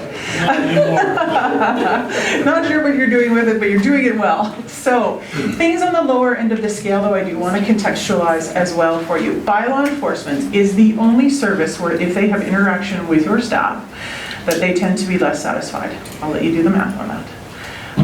So you can have lovely bylaw people, but if they end up speaking or dealing or having an interaction with bylaw, sometimes they tend to be less satisfied. So citations in general tend not to necessarily make people happy. Your dog park is lower, but you have to remember that this would also take into account don't know responses. So people that don't use the dog park would be a portion of the measurement on that measure as well. Attracting and supporting local business, again, 28%. And then land use planning and approvals, unless they have dealt with that department, they may not feel confident in terms of assessing or measuring that service. So you'll see those lower measures. On the next slide though, what we do is we take all of those responses, we exclude the don't know responses, and then we also map them against importance. So we talk about agreement, and then we talk about importance, and we grid those for you. So the categories in red are your primary areas of improvement, and so those would be road maintenance and snow removal, sidewalk maintenance and snow removal, and then attracting and supporting local business. Those are the three that are your areas of improvement, or where you want to focus some energy. What are your strengths? Those are the green ones. Water and sewer, by the way, that's a very good measure because there are some places where water and sewer are not a strength of the community, and that is not a good thing. It takes years to recover on those measures. Garbage services, recycling, police and fire, which is exactly where you want to see them. Trails, sports fields and green spaces, and then your Lacombe Memorial Center. So those are exactly where you want to see those. The ones below the line, or in orange and blue, those are the ones that would be either secondary strengths or secondary areas of improvement. So we like to keep a measure on all of those, but seeing road maintenance and sidewalk maintenance in your top of the list is not unusual. We tend to see those almost in all of our municipalities. Snow removal in particular, unless you're out there shoveling it on your own, by hand, 5 minutes after it comes down is a very tough one to get into the strengths category. But it is very, very important. This is Alberta. We deal with snow on a pretty regular basis. So, all right. So customer service, 42% of your residents have been in contact with your administration in the past 12 months. The only other place I see numbers this high are actually in rural municipalities, because those are handshake kind of people that like to come in and visit. So 42% is a high number. You have a lot of people that are interacting with your staff, and that can be challenging from a time consumption type of aspect, so be aware of that. Are they happy? 2/3 of them are very happy. They're giving you 4 or 5 ratings out of 5 in terms of the satisfaction that they're receiving from your staff. So it's a good news story, maybe except for bylaw. Don't tell me that I said that. But in terms of when they interact with your staff, and they interact often, your staff are doing a good job of what they're supposed to be doing for your residents. Other items, in terms of courteousness, we have 83% that gave you a 4 or 5 out of 5. Being responsive to your needs, 71%. Being easily accessible, 77%. And 70% felt that they were knowledgeable of the services they were providing.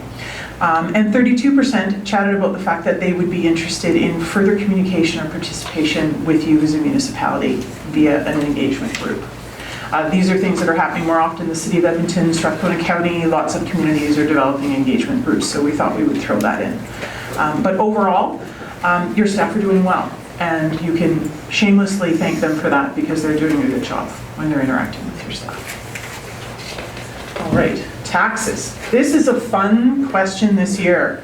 Nothing like asking a taxation question in the midst of a provincial election.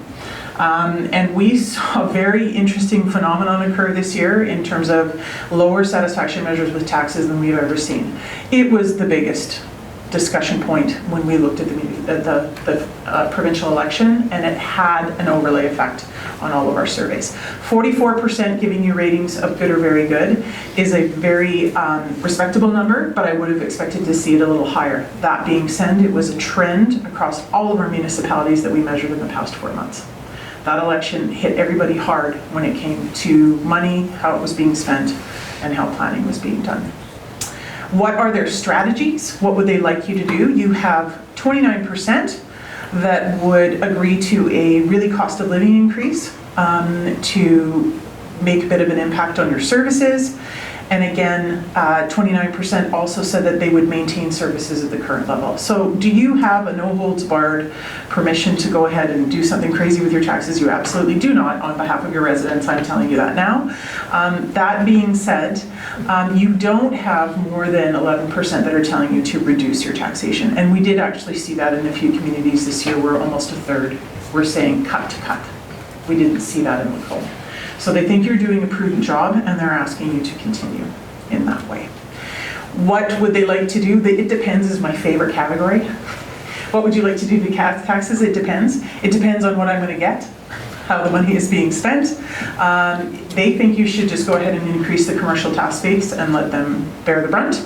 And then we have 15% that would just like you to find efficiencies from somewhere. The only thing missing from this list that I normally see is cut council remuneration. That was the only one missing. That's the one I usually see at about 10%. So you're in good shape there. All right, satisfaction with transportation. So we did ask some content specific questions. How satisfied are folks with various types of transportation in the municipality? So 82% are satisfied with vehicle transportation. 75% are satisfied with walking paths and trails, 63% with sidewalks, cycling infrastructure at 48% with bike lanes and bike paths. Public transit going from Lacombe to other locations, 40%, and accessing routes for persons with disability or mobility, at 48%. So public transit, and again, you'll see that these are filter basis, so these are for people that would actually experience that. So if you haven't cycled in the past year, we're not asking you how happy you are with that. These were people that had actually used that type of transportation. So overall, you're looking at a very solid vehicle transportation base that are pretty happy with how they can get around your city. That being said, cycling infrastructure at 48% is quite a bit higher than some of the municipalities where bike lanes and cycling infrastructure has been inserted. So it's just something to keep in mind. City communications, always an important one to measure. 54% of folks were satisfied. Communications is like Goldilocks. For some people it's too hot, for some people it's too cold, and for very few it's just right. Sometimes you communicate too much, sometimes you don't communicate enough, and for very few it is just right. What this does tell me though, when we look at how to improve, 21% are looking for more advance notice. So that does mean a longer window of communication, but if that's the only change, that's a pretty low-hanging fruit in terms of change to your communication. 12% are just saying improve overall, and 10% are just looking for more public signage in terms of what's happening. All right. We also ask, what are the types of topics that folks are looking for communication on? 52% are looking for your festivals and 51% for social media. That's an incredibly high adoption rate. I think you should be aware of that. You have a very high social media following. We usually say that around 30 to 35%. So you have a very solid following there. 51% are listening to your radio and 48% on your utility bill inserts. I think the big thing to do is to look at this list and add them all up. There's no one single method that you can hit all of your residents with. You do have to continue to use multiple methods. Very, very important to note. I love the list of other methods, which is always so much fun. You can email everyone.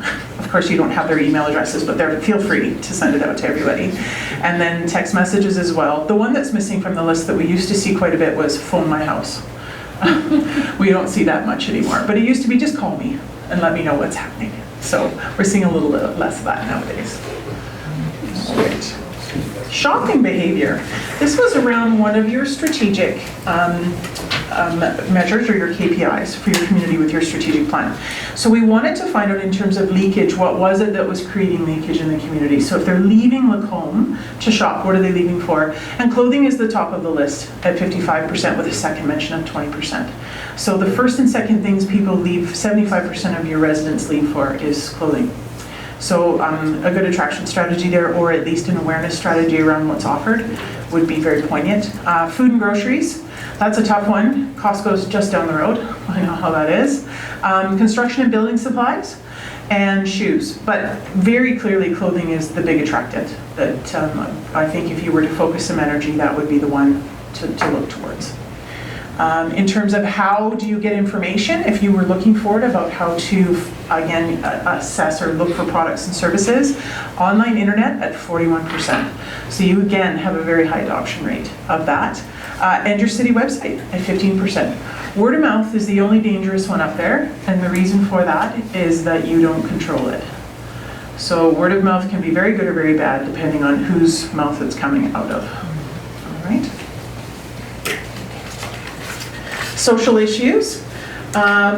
This is an incredibly interesting question. I haven't actually measured this in many of my communities. So 61% feel that they would know who to send a friend or neighbor to if they were in need of assistance. So, and this is about agency or social assistance. Where would they send them? 88% mentioned the FCSS, which is phenomenal because most of the time FCSS in the community flies under the radar. So your FCSS has done well with that. Police is just fine at 54% and your food bank at 53%. So those are three solid places where people would seek help, and that's exactly where they should go if they're seeking assistance. So that's nice to see. Again, how would they locate that information? Google it, or they would go right to the FCSS or look on the city website. So three solid sources of very reliable information outside of Google just a little bit, because you never know what's going to pop up in there. All right. Great. So that's the high-level summary. You'll all see that you've been given a copy of the full summary as well for light bedtime reading if you're looking for some additional information. And I'm more than happy to address any questions that anybody might have. It's almost not fair to follow up numbers after a whole bunch of public hearings. Some of us love those.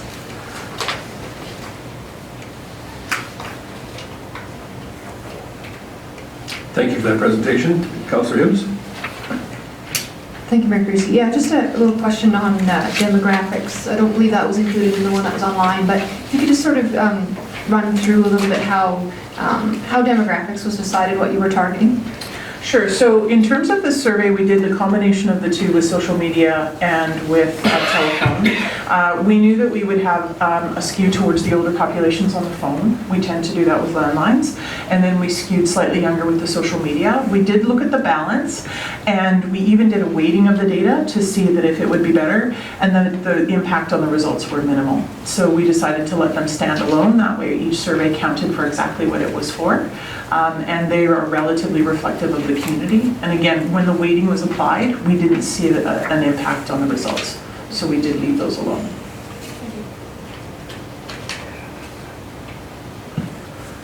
I was just wondering if you could explain to me, it seemed with the comparison with some of the other municipalities and whatnot, that the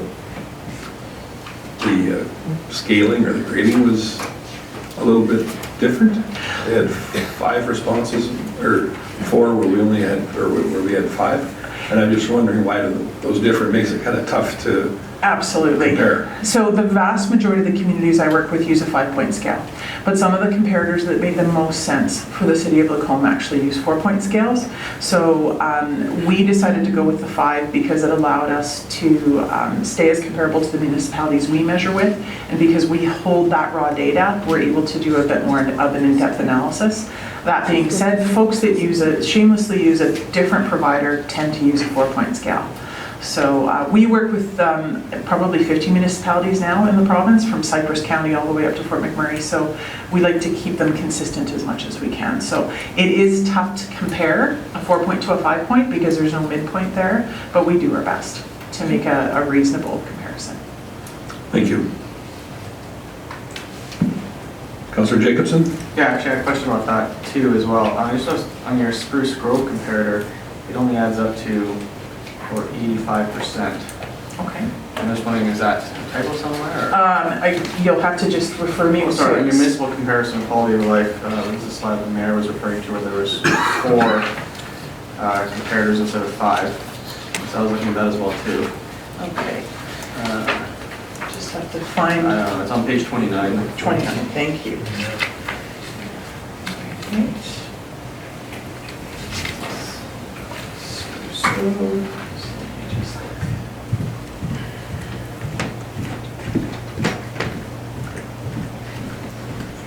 So So, oh, to see that's because there was an exclusion of the don't know responses. Oh, okay.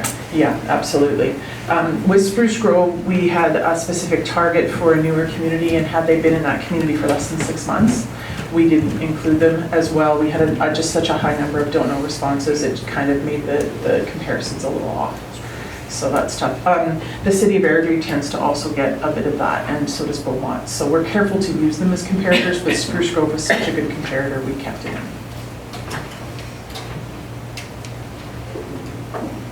I love that you're doing the math, though. That's really impressive. Usually it's just me that does that.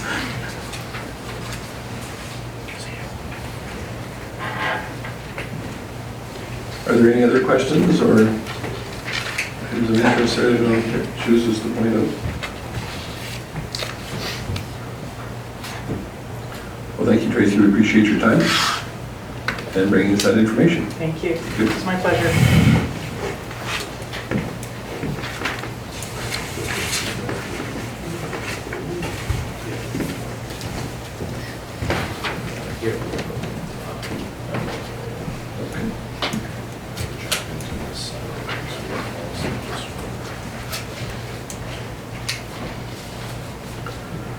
So if we go on to page 2 now, under new business, ask Director Thompson's to take us through the operations and planning services item under sidewalk patio policy.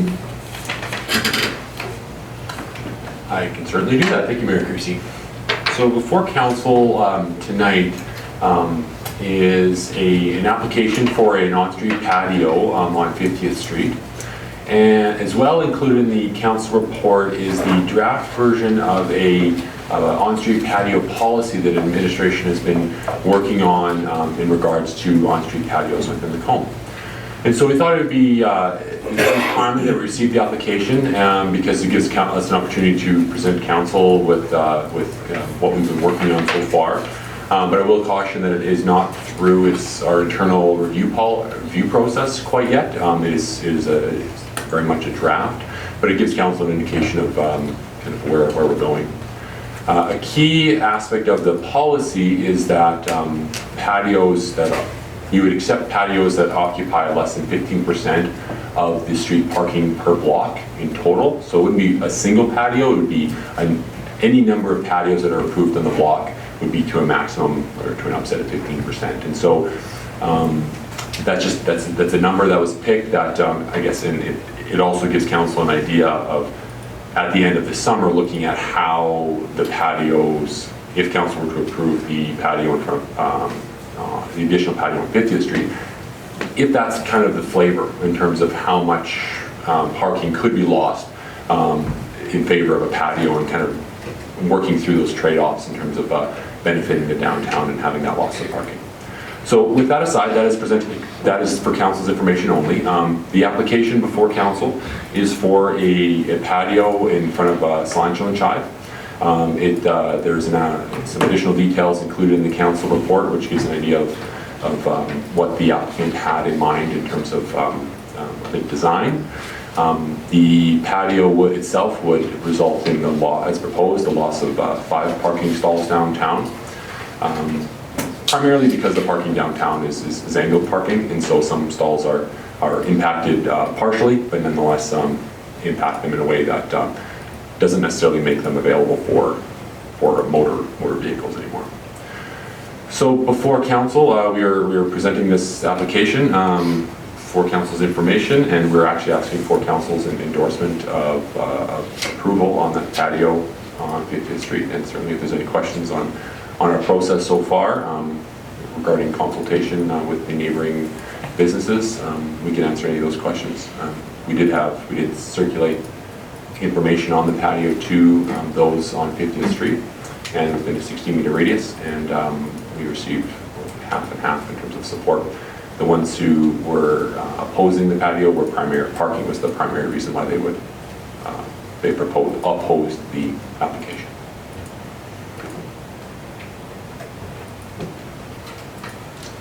Councillor Connick. Thank you, Mayor Creasy. In the memo, you referenced the loss of 5 stalls, and then we see this sheet of paper that was circulated, it seems to suggest only four stalls will be lost. Is this the new version, or what's? So I'm just going to jump in there just so there's no confusion. That paper that you have before you, the colored one, was something that I had put together simply because I anticipated there being some resistance to the 5 stalls in the area. So I thought it might be an appropriate alternative, and that's all it is just for something for us to consider. That was not generated by administration. Okay, thank you for that. Would it be inappropriate to ask the applicant, I know he's here tonight, a couple questions, or no? No, I would allow it. I wouldn't force them to, but certainly give them the opportunity to speak if you so choose. Sure. Come on up to the front. Kim, if you'd like to join them, you're more than welcome to. Still moral support. Sorry, I didn't want to put you on the spot, Riley, but I saw you in the audience. Your letter that you put forth here talks about how you cite some construction in the rear of your neighbor that would perhaps impact your rear patio. Is it your intention going forward to do this front patio every year, or is it just this year because of the construction and then you'll go back to the rear patio, or what's the plan there? We don't know what the impact of the construction is actually going to be on our building and on our patio. So this is a little bit of a forward thinking, in the fact of construction on an ongoing basis in the back this summer will impact our rear patio, and hopefully we can move guests to the front patio for this year. We will then see what it does impact moving forward and how it does impact. Part of it with the amount of construction and building that would go into it, we would hope that we're not using the front patio for 1 year and dismantling it and throwing it away. That's fair. The mayor got a little colorful here with some highlighters. Have you seen this? Is this something you'd be amenable to, or is this kind of you're hard and fast on your design, or is this something that you could work with? Or I have not seen his drawing. Sorry. Drawing might be a bit of a stretch, scribble at best. I guess before we entertain any further questions, as I'm sure you can appreciate, we're kind of caught in between wanting to be helpful and encourage all businesses within our city and balance the requirement of others for the parking and whatnot. This was just a possibility of an option that perhaps paid more attention to the fact that there's angled parking there and reduced it to 4 spaces, which are more in line with the frontage of your property than the 5 as an option.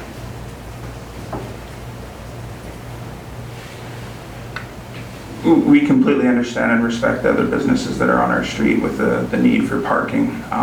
To speak a bit on the parking aspect, we've recently got lines painted on our street as well, which has greatly impacted the parking structure and the way people are parking on our street.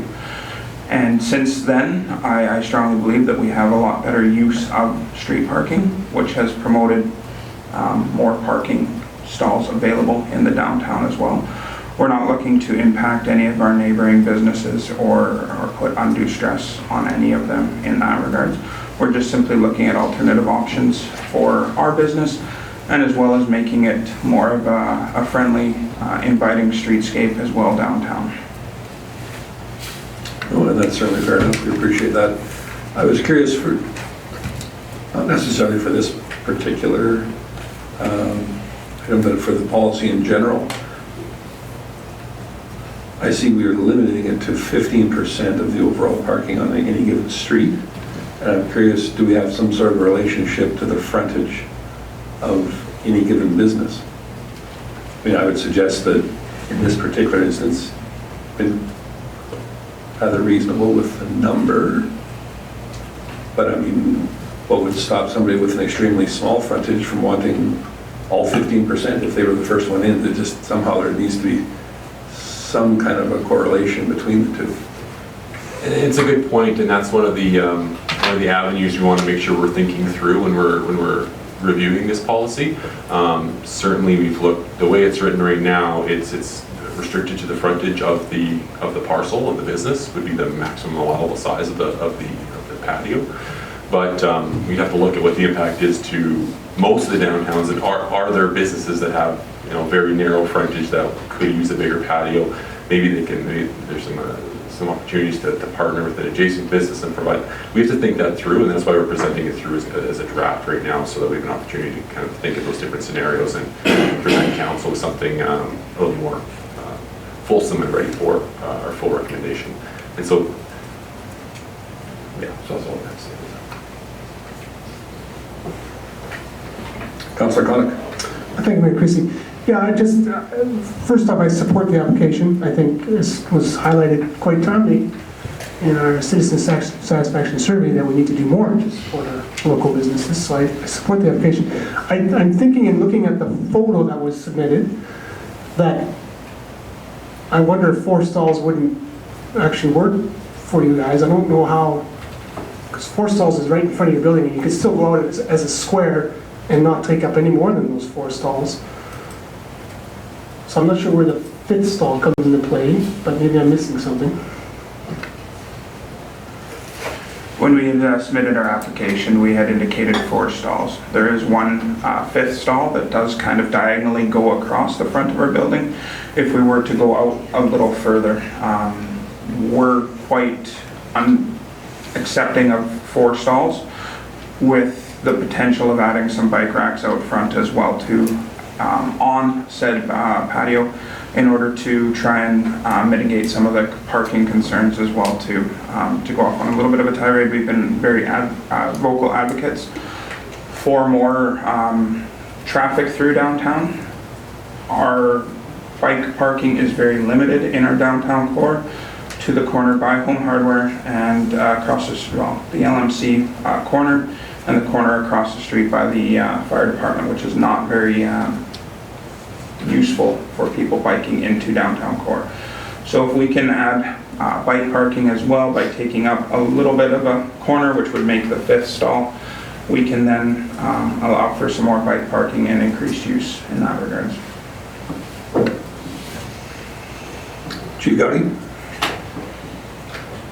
So the bike parking was actually I guess one of the many factors that led us to be in support of the recommendation here. The others being the alignment with the downtown area redevelopment plan, which talks about more on-street activity, vibrancy in the downtown. I would suggest that if council's desire is for 4 spots, let's just approve it with saying 4 spots is the maximum, and probably the applicant has a great idea of how to best roll that out for his business, rather than maybe saying this is how it'll look at the end of the day. One other thing that you had noted that I wanted to bring up is that our policy actually does speak to it being an accessible patio whenever they're constructed. And so we would want to make sure that this patio is as accessible as possible as well, which may mean the construction of a ramp instead of the steps that we identified there. Just to make sure that it is in keeping with that policy. So keep in mind that a little sketch that I provided you with was just to try and maximize the square footage of that space. By no means you bound anything in there. I just think that it offers both some appropriate clearance to the surrounding parking and enables you the maximum amount of room, which I assume that you're after. I'm sure with your creativity and whatnot, you can certainly work in the unusual space if you choose to go a route like this. But the ramp, I think, is important. We go to great lengths to make things accessible, and to not have a patio space accessible for someone who's unable to use those stairs, I think would be a necessity, and I think would be in your best interest anyway. So something that I'd like to see considered. Who else had light on over here? Councillor Ross, go ahead. Thank you, Mayor Creasy. It's just an observation. It's just the British government building. I very rarely see that parking lot full. And I just wonder if there's been any communication or collaboration with them to either utilize their parking lot as a neighbor as an idea for the bicycle racks, like maybe they would let's give up one or two lots, use that area as bicycle racks, so to not take up extra footage directly in front of your building. Just throwing some ideas out, like just because that would still be right on 50th Street to encourage more traffic, I guess. That's just an observation of where to see that parking lot ever full. No, that's a fair observation. I think perhaps Director Thompson has some information on that subject. Yeah, thank you, Councillor Ross. I think that's something that we have observed when we were looking at planning construction on the Main Street program. How can we provide parking to staff members of local businesses, to the public that are impacted by the construction? We did approach the Alberta government and the operators of that building to try to work together towards some sort of arrangement where we could utilize that parking lot, and at that time they weren't amenable to that. They have a number of reasons. They primarily just wanted to have that parking lot available for their own staff and for their use as needed. And so beyond that, I'm not aware of another time where we may have approached them for the shared use of that parking lot for public use, but certainly that was the outcome a few years ago.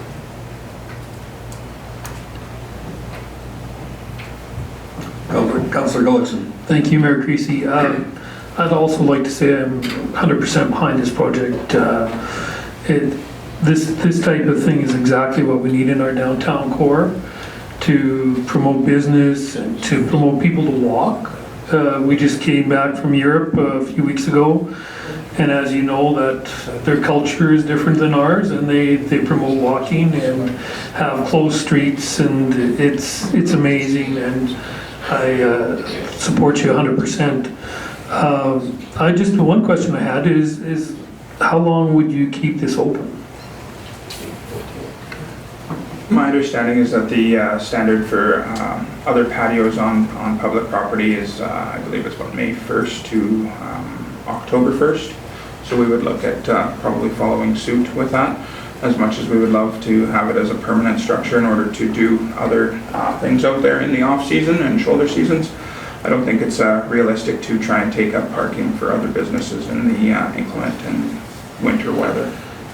Well, the one thing I'd like to see us do in the long term, maybe not short term, but in long term, to look at those options and to look at utilizing, outside space in the winter months as they do in other countries, because it certainly is something that festivals and different things that they host, they seem to embrace it even more than we do. So I'd certainly like to see that extended. Maybe not now, but in the future. Maybe we could meet on Ugly's patio and consider that a conversation. Councillor Hoekstra. Thanks, Mayor Creasy.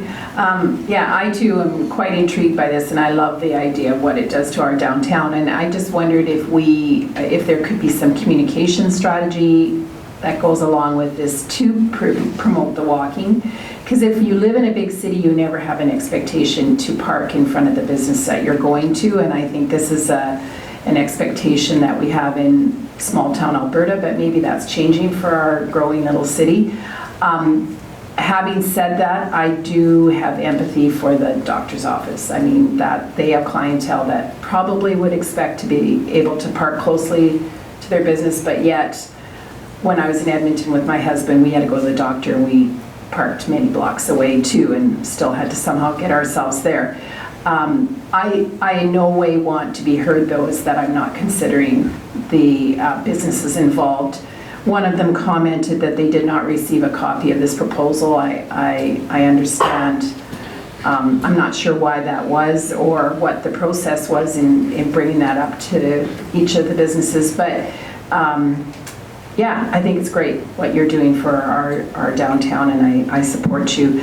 I'm on the idea too with Councillor Ross, just to add one more thing. I was thinking kitty corner, the TD Bank too. I wonder if we could work with the neighbors that they can even just free up one of their parking stalls to accommodate something like this, because we all benefit. Councillor Hibbs. Thank you, Mayor Creasy. I'm really glad to see this proposal. I've actually always wondered why, there wasn't the same thing on the other side of the street like there is already.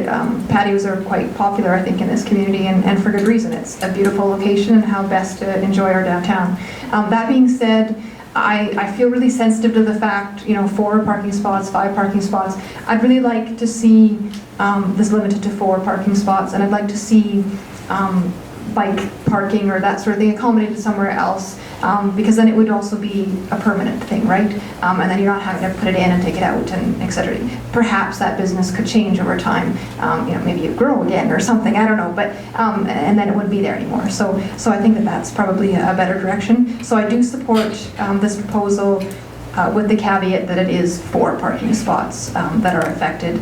I think that does try to balance out the fact that parking is still an issue for people, and I think that that would be a fair compromise.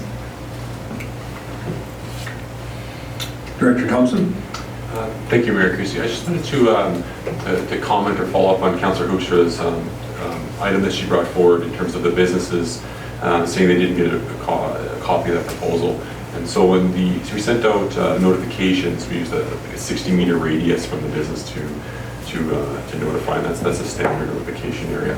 But quickly realized that missed some businesses on there, and so follow-up notices were sent to, or hand-delivered to all the businesses along 50th Street. So when we received this one, we'd received them in response to kind of between the 2 periods, and so they were notified, and we have received a few letters back from those businesses with the same opposition. Councillor Jacobson? Sure, well, everybody else is weighed in, so. Yeah, I'm very much in support of this. There's really not a downtown in the world you go to as they develop that people travel to because its parking is great. And when you go to them, parking obviously tends to coalesce in parkades and parking areas, and you have extraordinarily little parking in front of any of your service areas. So, we're certainly nothing near a metropolis yet. But I think as these projects, these very worthy projects, start to come along and we start to get the opportunity to develop our streetscapes, especially in these really iconic and prime streets. Well, there's really 2 of them that we have. When we have the ability to do that, I think this is a very good way to eventually transition, our downtown area into that kind of a parking model, and if council starts to do this in a sensitive manner, limiting parking to the frontage and whatnot, as businesses evolve and change their model, they'll understand that this is kind of where it's heading, and they'll have a real good opportunity to manage their own business models and parking in a fashion that's not so much as abrupt as just one big paintbrush where we say there's no more parking in the street, it's all just going to be patios now, right? So I'm very much in support of this. Can't wait to see, I'm assuming this passes and you guys go ahead and do it. Can't wait to see what it's going to look like. And I would also echo Councillor Gullickson's comments about looking at stuff to do year-round. I know it's a long ways away, but yeah, again, this street is an asset that we have, and it'd be great to see what can come of it down the road. So yeah, I'm in support of this too.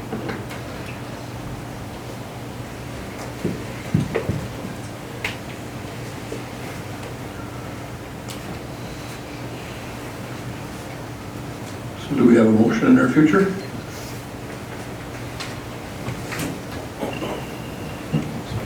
Councillor Hoekstra. Thanks, Mayor Creasy. I move that council approve the application for a seasonal patio in front of 5021 50th Street. Okay, and there has been some discussion on the number of parking stalls it will impact. Are you interested in including that as part of your proposal?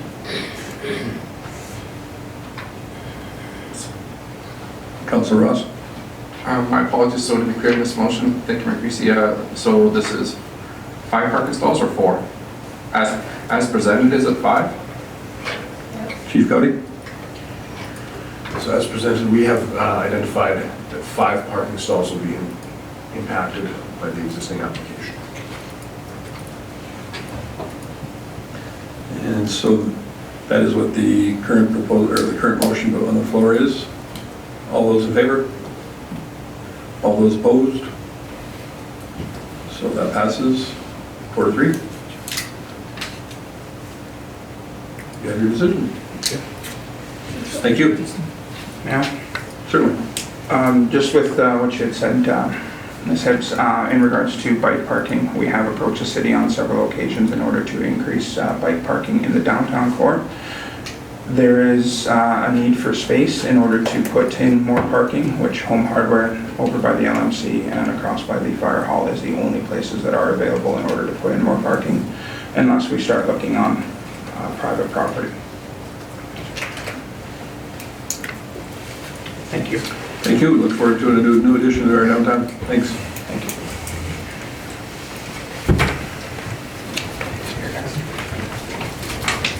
Excuse me, is there a rebuttal on this proposal?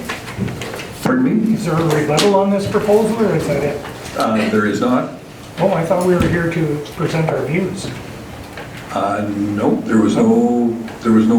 I thought it was an open meeting to discuss the feasibility of this project.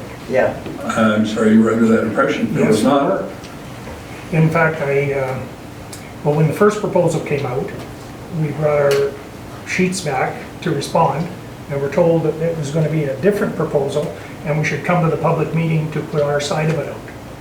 Okay. So when will that happen? Given, likely never, but just hang on a sec. Given that there was some miscommunication in that regard, the decision has already been rendered. Yeah, I'm sorry? The decision for it to pass has already been through, but you're certainly welcome to come and make whatever points. I will allow that. But I'm very sorry that you were under the impression that this was Oh, yeah, I thought I was under the open public impression it was an meeting. open meeting, and this was to put our views out. That's what I thought I was told. So we Sure. send information. Chief Cody? So just to be clear, letters of support or opposition that were received in response to the mail-out have been included in the meeting package here today. So Okay. they do have all the letters that were written. Right. But as I said, in consideration of these unfortunate circumstances, I am willing to give you a few minutes to either ask questions or state whatever it is that you wish to. Yeah, I would like that. Surely, go ahead. Okay, perfect. Just for the record, if you just make sure that the red light's on and state your name for the folks watching at home. Okay, my name is Louis Reed. We're the registered owners of the property directly across the street, 5024 50th Street. One question first. I checked with several owners on the street, and they never received a notification of this, or not owners, businesses. And they never received a notification because they aren't the owner of the property. So as a tenant, they didn't receive a notification. Okay, so that's just a comment there. So the second comment of mine is, of course, about parking. Now, when we look at parking spots, diagonal parking, I'm going to guess at 10 feet per space. Parallel parking, which is on my side of the street, I'm going to guess at least 20 feet. So my business has one parking spot. Riley's business has 4 parking spots, and I'm going with 4 because that's what I count there. And we lose, as a street, we lose 4 spots. And my people that come into my business, they're carting stuff in and out, so they're carrying stuff up and down the street. So closer parking is an advantage to them. The second thing is, from about 11 o'clock until 8 o'clock, 9 o'clock at night, and this really does reflect Riley's wonderful restaurant there. I'm not saying one thing against it. Riley has far more than 4 people parking in that street. Riley maybe has 20, 30, 40% of the people that are parked in that street at any one time. So for us to consider taking 4 of those spots out, that does affect the whole thing, I just think is wrong. It does not give other businesses any consideration at all. So that's my comment. We lost spaces on Main Street during the renovation. We gained a lot of traffic on 50th Street when the clinic went in and the pharmacy went in. I think it's the busiest street in town, and I don't think it can afford to lose any parking spaces. I'd like to see Ugly's permission for a patio removed too. I didn't realize what it was going to be when it went in, but now I do. And I guess that's all I have to say. Certainly appreciate your comments, and I currently say I necessarily disagree with any of them. However, as you certainly realize now, that it's certainly the job of council to weigh all of the information for and against, and as I'm sure you've seen from the package that was here, there certainly was some differing thoughts and opinions from local business owners on the street as to the appropriateness of doing this. And in this particular instance, the council thought that it was appropriate. Unfortunately, that went against your wishes. Unfortunately, we make decisions every day that everybody isn't happy about. I'm sorry that you're on that side of the fence on this particular decision. I have nothing else to add. Okay. All right, thank you. I want to speak too. I didn't sit here for 2 hours to say nothing. Okay. Well, Okay. What, the button? For starters, Mr. Gullerson, Yes. this is not Europe. And Cora Hoekstra, this is not Edmonton. We still are a rural community. We are. We deal with the rural people all the time. And the people that come in and out of my shop are carrying boxes and trophies and, like, really, we need a loading dock just about. And they take their turn to get the parking spots. I have stood out in front of my building so that I can make room for my clients to be in there to access my business. And so no, I didn't realize that this was written in stone already and that we had no say on this whole proposal. I'm not happy. So again, you guys are council, you do it. But again, I don't feel it's right. Riley has most of the parking on that street now and wants more. So that's where I sit. Thanks for listening.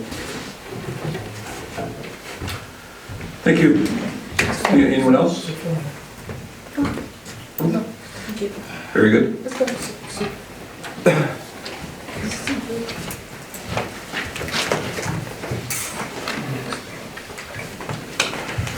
All right, so under new business, then we'll move on to 2019 Citizen Satisfaction Survey.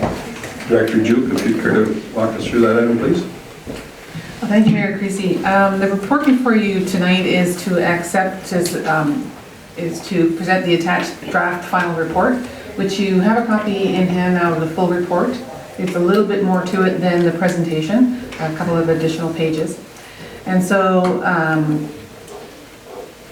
we're hoping to present the report to you and ask if you'd like any amendments or if you'd like to accept the report as presented for a final draft.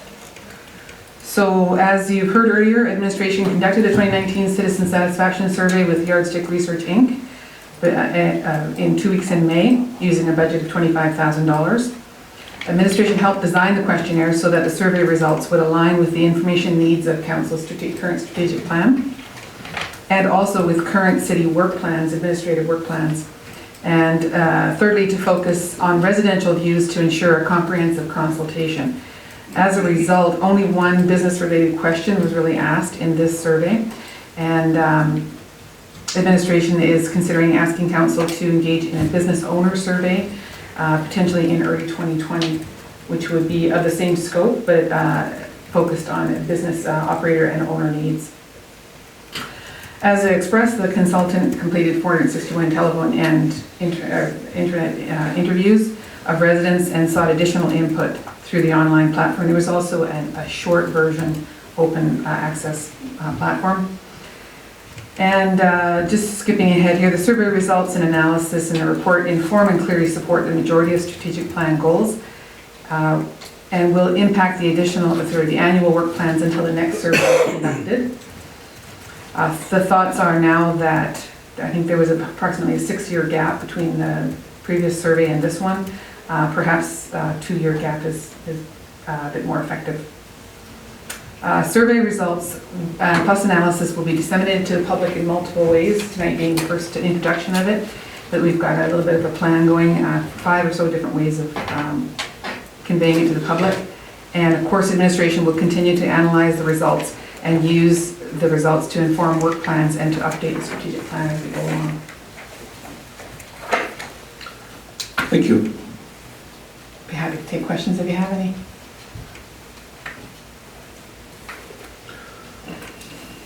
Councillor Hoekstra. Thanks, Mayor Creasy. I was wondering, and probably I missed asking this question earlier, but can you put in layman's terms what this I can't even say the word, sample of 461 would have a margin of error plus or minus 4.5%. 19 times out of 20. We hear those statements all the time. What does it actually mean? I think I'd like CAO Gabby to answer this one because it's not my strength area. Sorry, Mr. So that is a statistical analysis criteria where you look at it's called the confidence interval, and you say that, well, given this body of data and it's being used, this snapshot, this little window is being used to represent the entire body of data, what is our confidence that that is a reasonable approximation of it?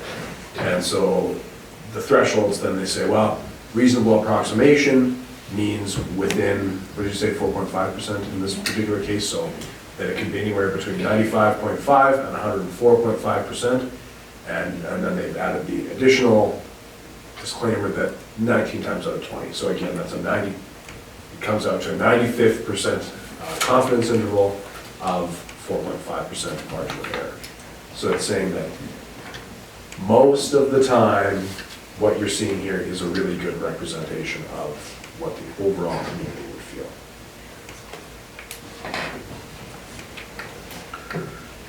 So I'd be interested in hearing from other council members what your thoughts are on continuing on with the business.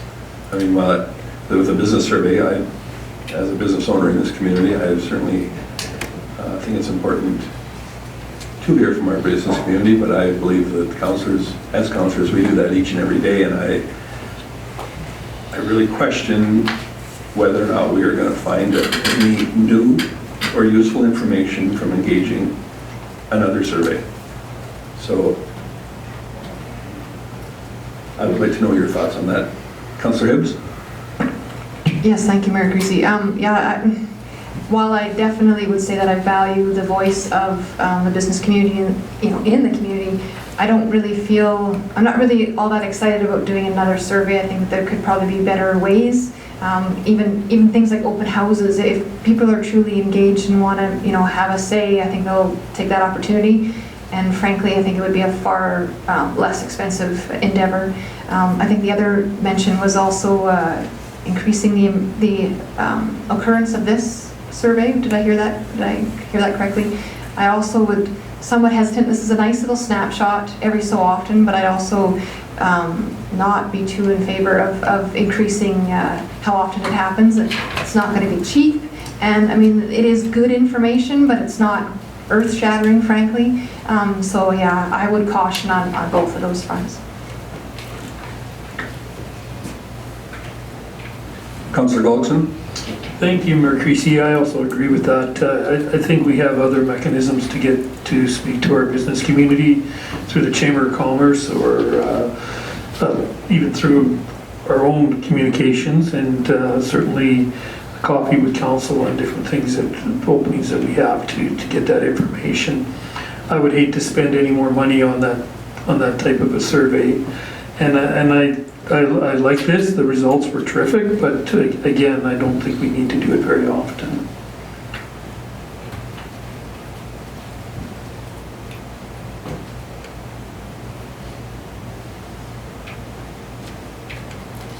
So we do have a report before us. Councillor Hibbs? Yeah, I guess if that's all right, I will go ahead then and move that council accepts the draft final report for the 2019 Citizen Satisfaction Survey for information as presented. Thank you. Any additional comments?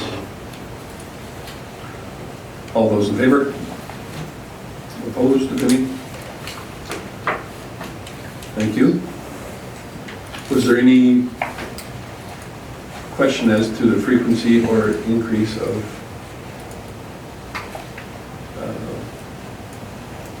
types of surveys.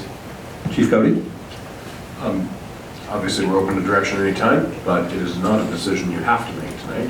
That is something that would come before you during any council, any budget deliberations, and you can certainly make the decision at that time, if you wanted to wait and see. Appreciate that clarification. From what I've heard tonight, I would suggest that that not be a priority.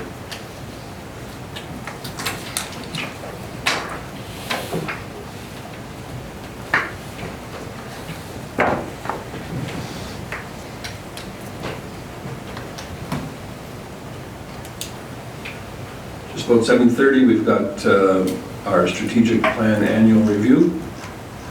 We want to take a break before we do that one, or we want to slug on through? Okay. We will reconvene then at 7:35. All that done up? Very good, thank you.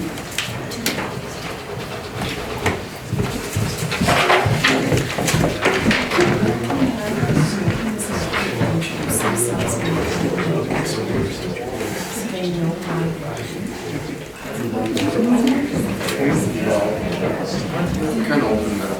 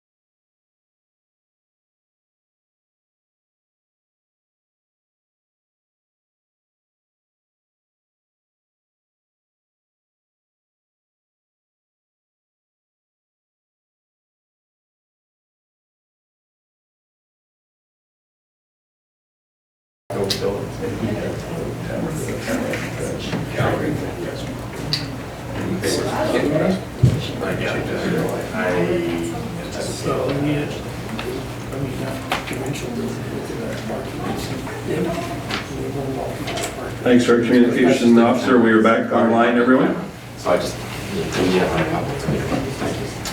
So we have one additional item to go through before us under new business, the 2018 to 2021 Strategic Plan Annual Review. And CAO Gowdy will head this one up for us. So we are one year from adopting the strategic plan, or having adopted the strategic plan. And so it's time for the first annual review. Given a highlight in the memo itself of the 9 high priority commitments that are in the strategic plan. I'll go through those here. There is a complete status update report attached to the report, which goes through every single one of Council's 82 strategic items and gives sort of a very short status report on each one of those. We're just focusing on the 9 high priority commitments. I will start with the complete ones. That's accessible council, which is about live streaming council, making sure the meeting, all the documents are printed and available publicly ahead of the meeting. That is complete. There's an update to the nuisance bylaw. That is complete. We have 2 that are ongoing and on track for delivery within the scheduled timeline. The first is alternative revenue sources. That is ongoing and on track. That's something we'll be doing on an ongoing basis. And then the same for the expansion of the city's commercial tax base. There's not really a set date for either of those items. Year over year, we are achieving those goals, and we expect them to be a focus for the remainder of the term. 2 of these are partially complete. So bylaw hours. It's always strange when you look back at the plan after and say, well, I'm not really sure how these got conflated into one item. But bylaw hours was one half of the item. We are complete that. The other half is a service level review of the city to define service levels. We are on track for Q2 2020 delivery there, but there hasn't been significant action. Review of public transportation. Council has received the report on the Bolt service. However, the metric to increase ridership on Connects and Bolt, that is not being achieved. Ridership on both services has been sliding, although the recent numbers on Bolt actually showed an increase, which was nice to see, but overall, I would not say we're achieving those goals. 2 are on track for completion within the timelines identified in the plan, that being the updated land use bylaw, which first heard here tonight, and the completion of the social master plan, and then 2 are delayed, or are anticipating delay. The first being the creation of key performance indicators. There we have just had some capacity issues, not able to reach that yet. We do recommend coordinating that work with the adoption of service levels because there is some synergies there, so hope to see those go ahead. And then the creation of a platform for local businesses to share retail sales opportunities and offerings in Macomb. This one, unfortunately, we have really struggled with available options and ways to do this. We have spent quite a bit of time examining possible solutions.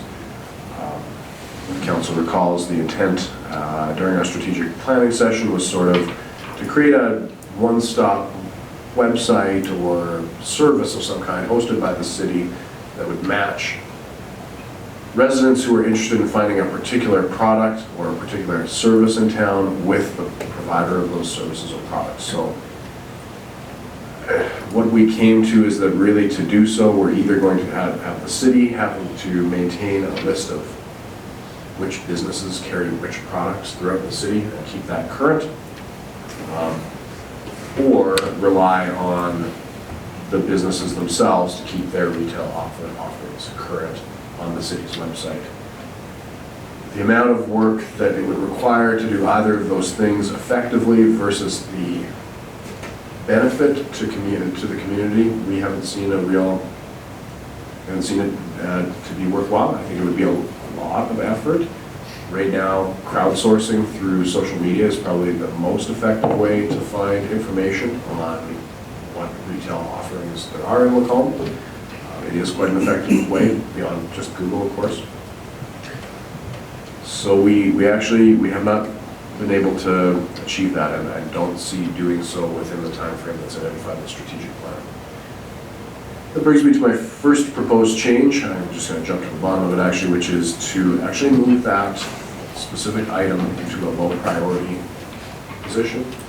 We think of the other things that are going on in the city and some of the things that need to move to high priority, that for us, we would recommend reviewing that and downgrading. Other proposed changes that we have, we're trying to balance, of course, the high priority items that have been completed and that are in the works with new priorities.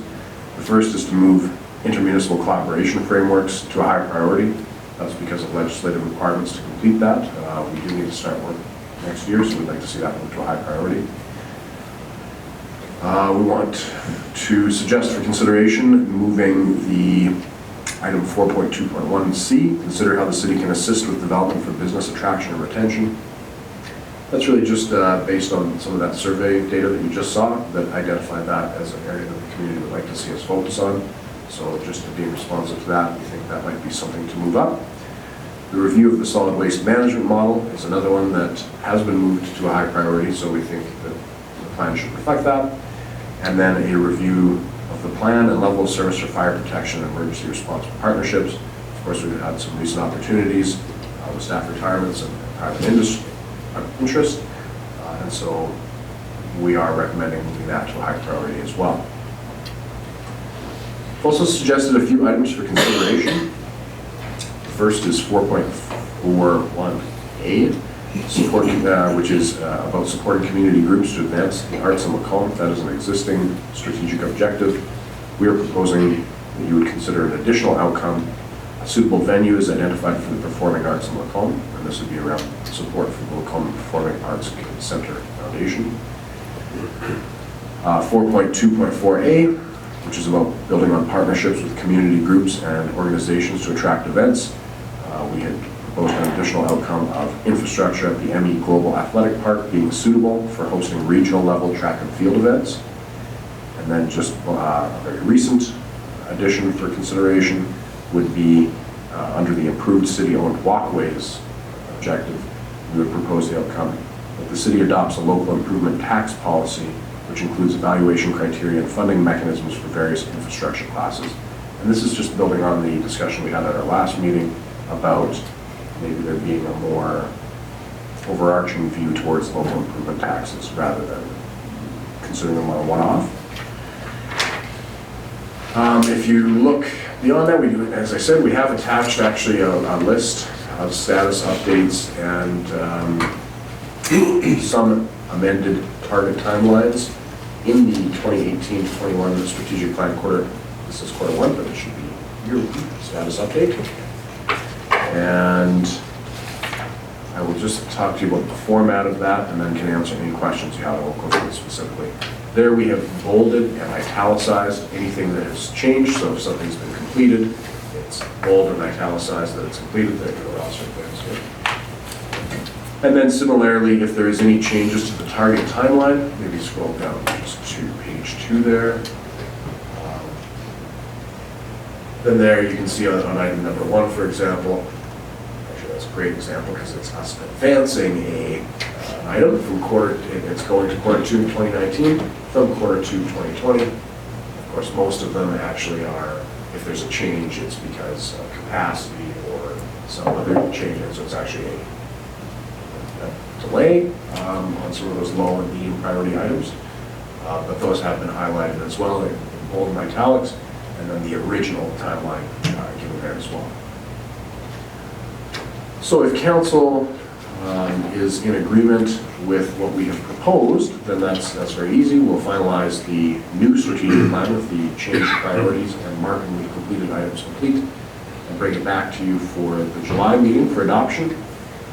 If you would like to give us additional direction tonight to incorporate into that update, we can take that as well, although I caution you that having 7 people kind of try to come to some timelines might be challenging.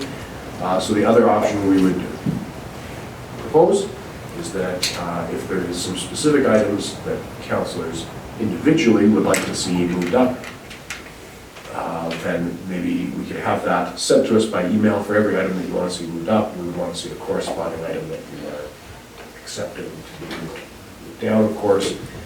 And then we would take all of that input and see if there is any alignment where we can move some pieces around, and again, bring something back in July, the first meeting.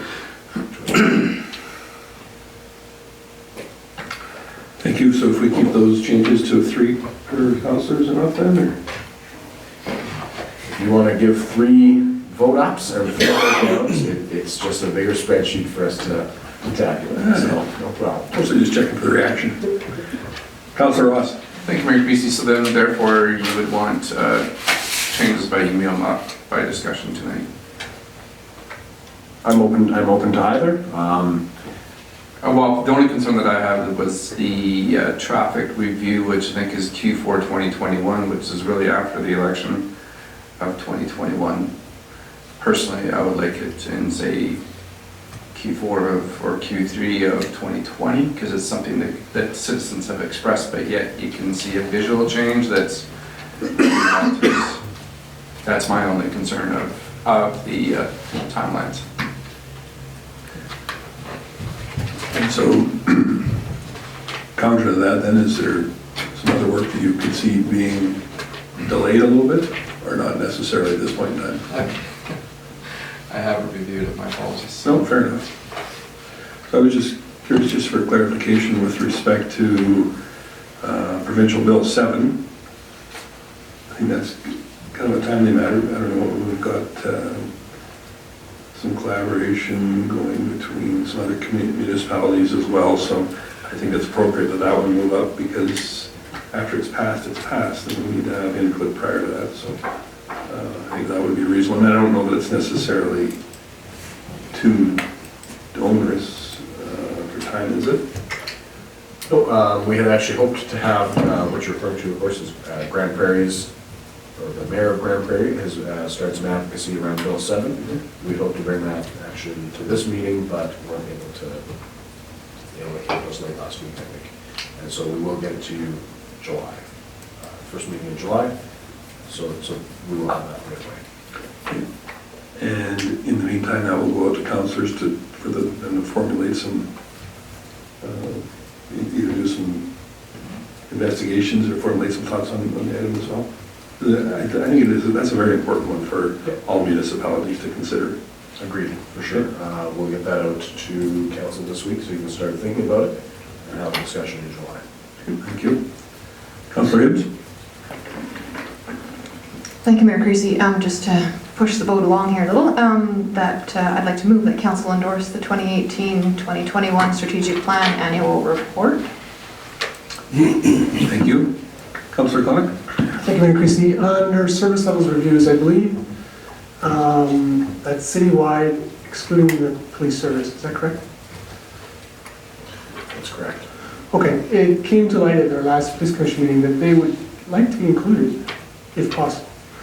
We're finally at a level where we meet the targets in our HR plan. We have the level of officers that we set out in the HR plan, and they would just like to know if that's acceptable. If that's the volume of officers they have is good. There's no plans to hire anymore, but they would like to know if that they'd be included in the service level review so that we could sign off on the levels we have today. So that's a larger department that wouldn't have normally been anticipated to be involved in that. Is that a reasonable addition at this time? It is. I believe we are starting to plan for the service level review at the end of this year, that we'll be doing some scoping to get pricing to go into the budgeting process for council. So what we could do is have the service levels broke out separately as part of the cost, and so council would be considered at that time. But in terms of the administrative work, we would be happy to do that. Thank you. Councillor Hoekstra? Thanks, Mayor Creasy. I just have a comment more about under fiscal prudence 4.1.4, the D strategy about develop forward-looking property taxation principles. So we've basically completed that, but as citizens know that we completed that, what are we doing with that information now? Because our target or measure was at least 60% of our citizens indicate that they get excellent or good value for their property taxes, but we found out it's 44. So, got it all done, found out it's 44, and we're gonna move along, or what are we going to do with that? So is there built into our document sort of a follow-up task, if that makes sense? Chief Gotti? So we do have it as an ongoing target. Of course, the annual property change tax policy, that one is completed, check off the box. I think that I'm just forecasting here. I think that as you show a commitment to that tax change policy, that you will see that number start to rise. That I think we are, timing-wise, a bit of a victim of timing here, whether it's the economy and the election coming together. I think people will be really supportive of seeing a demonstrated commitment to that CPI tax, and then you'll see that number come up. So we'll continue, whenever we are doing further surveying, we would continue to ask that question, compare back against the benchmark. Director Duke, did you have some additional information? Thank you, Mayor Creasy. I just wanted to point out that there was some additional data that was supplied in the survey that I thought was of import, and the analysis on it is not quite complete yet. So I just wanted to point out that on page 18 of that survey report, the taxation data that we were presented there, indeed 44% were satisfied with good value for taxation, but an additional 30%, and I believe it's an additional 30%, although I will have to check that, we're satisfied with the tax rate, and another 30% were satisfied with the service level. So it seems to me that not everybody is happy with both, but an awful lot of people are happy with one or the other, or both. And I think that needs to be analyzed a little bit further, because there's potentially additional information in there that I think needs to be considered, rather than just a straight shot at the 44% and leaving it there. So I'd like an opportunity to do that, and that's part of the analysis that we agreed would be happening from this point forward.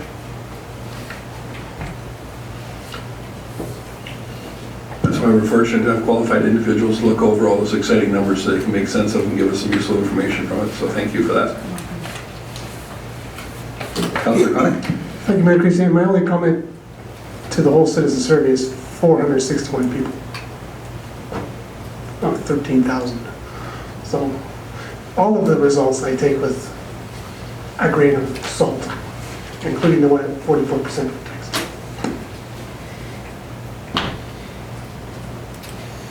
Very good. So, don't see a lot of the lights on. We do have a motion on the floor to accept the annual review for the 2018 through 2021 strategic plan. No additional comments? The offer remains open from Chief Gotti to get in any of the adjustments that you so choose. The voting on this does not change that. I'll call the question then. All those in favor?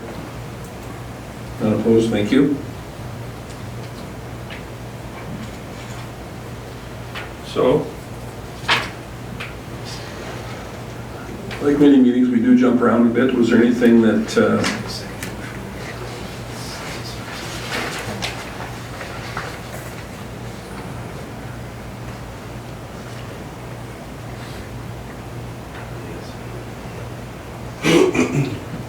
I don't think our administration needs to be directed to work on the 2019 to 21 strategic plan, to do that.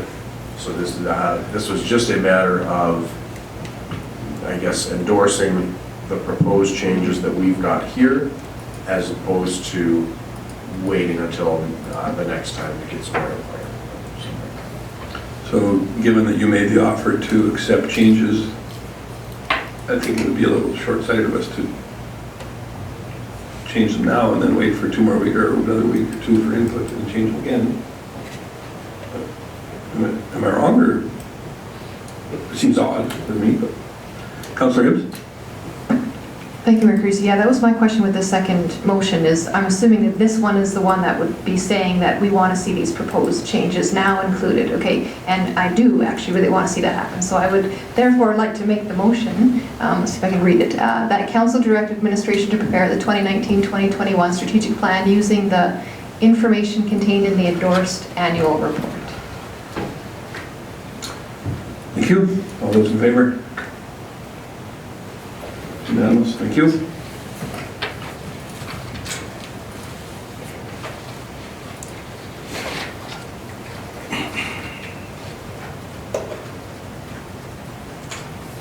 I sound like a broken record, but if there are those changes, certainly bring them forward by email and try and have those balancing priorities. If you're going to increase one, especially if it's substantially in time, please try and have a counterbalance one to even it out as best you can, or work with administration to come up with some sort of balance.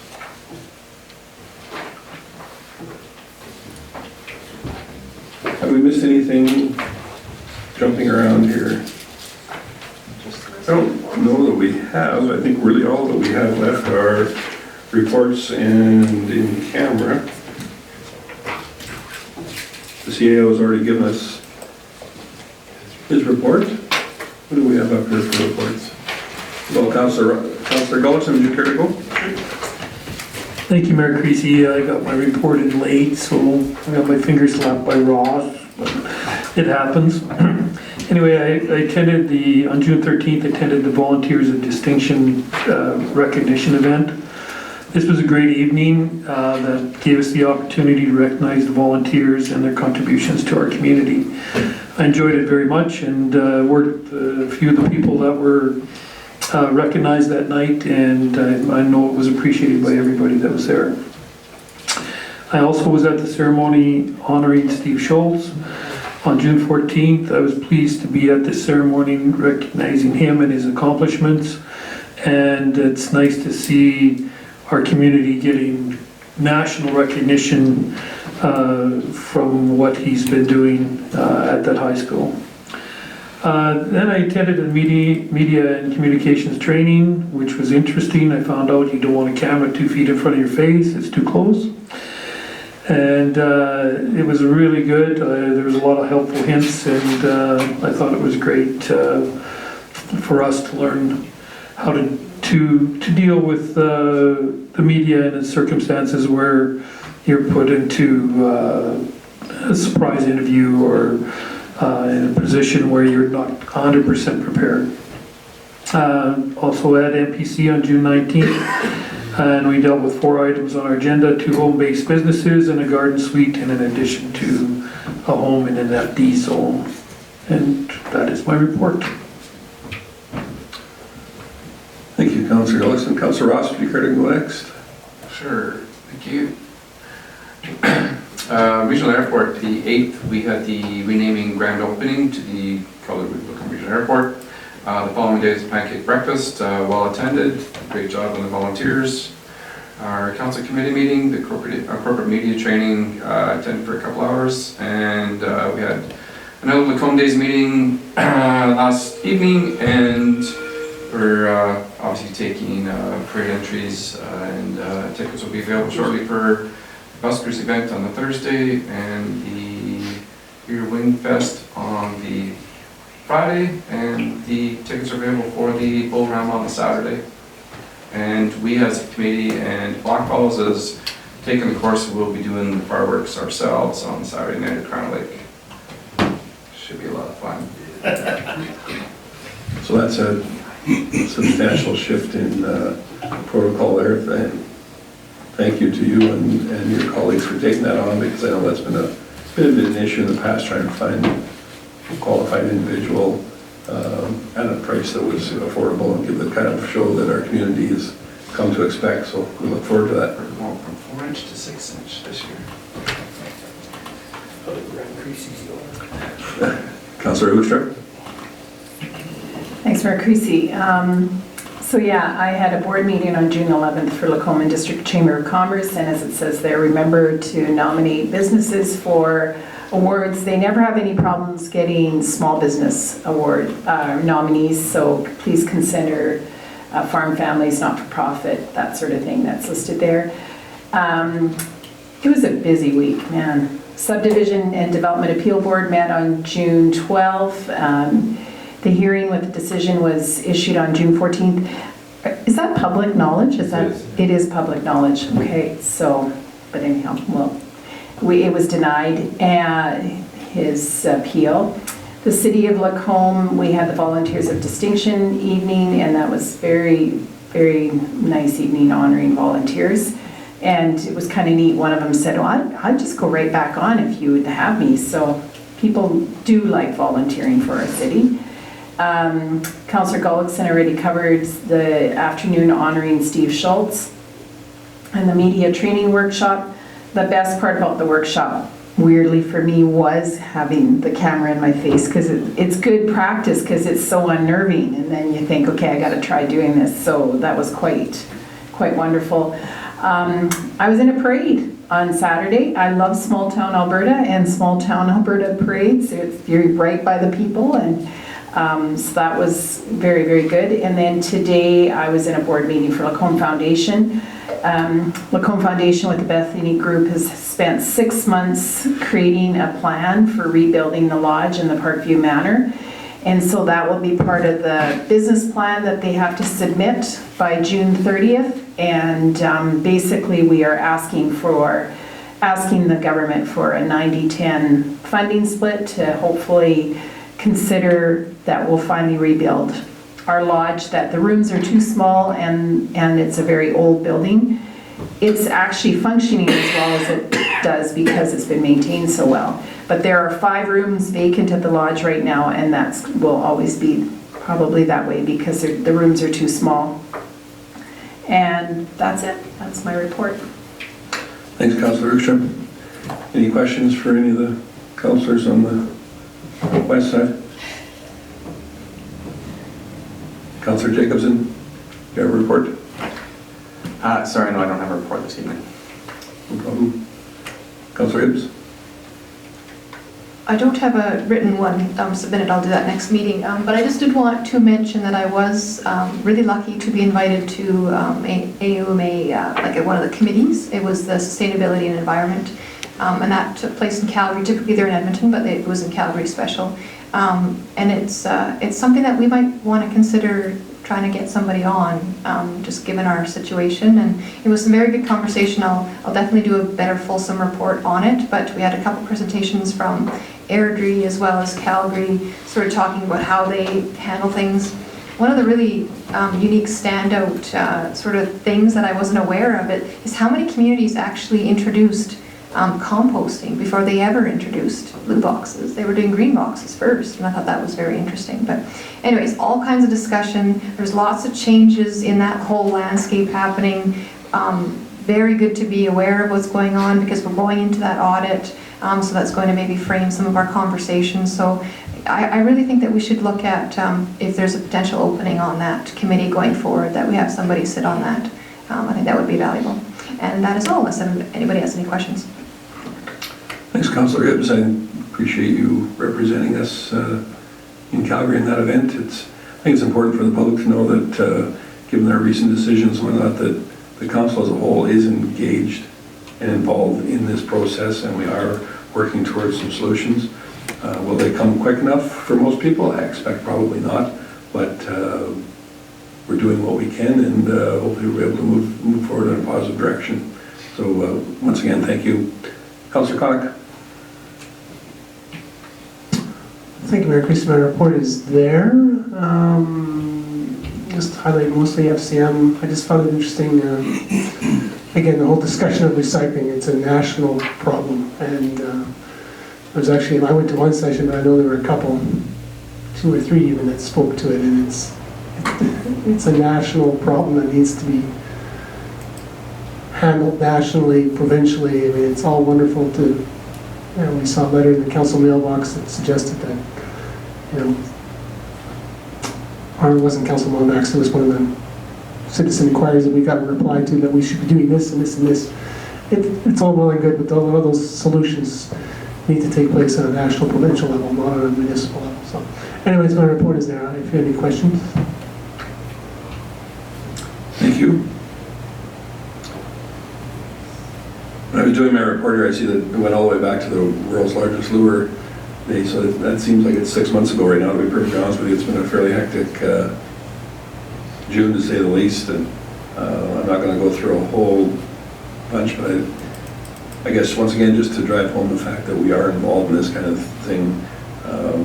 The last part of that, my very first entry there, I welcomed the Environment Minister, Jason Nixon, there, and I actually have a meeting pending regarding regional waste issues and some collaboration going on there. So that's one instance.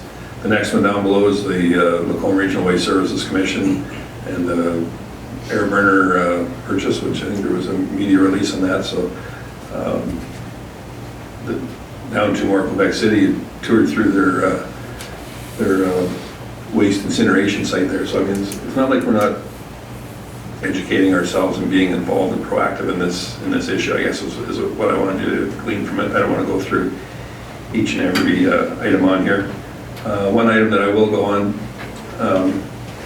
occurring on that same day with the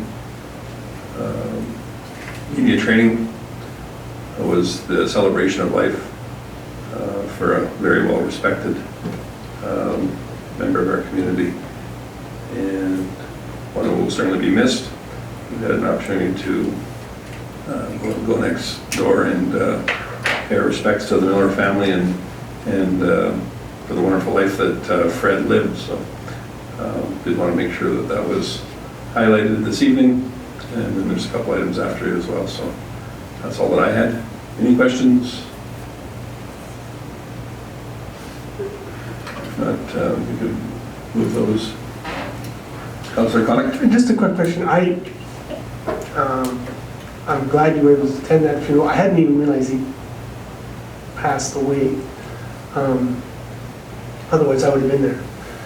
I don't know how do we get so many people pass away, prominent people, and you can't go to every funeral, but I guess I wish I had known this funeral was happening, because I would have gone, but I don't know if there's a way, I don't know how you do that going forward, where if somebody knows that somebody prominent is a funeral, maybe someone should an email to the rest of us, say, hey, so-and-so's funeral, just so we can go, because I would have gone to that one. I hadn't realized. That's a very fair comment. Unfortunately, this did occur at a time when quite a few of us were already in this building for the media training and tried to fit in both, and that was overlooked, so my apologies in that regard. So we should receive the reports as information. Motion from someone, please. Councillor Hibbs. Just quick draw today. I will make that motion that we accept the reports as information. Thank you. And then I believe that we do have some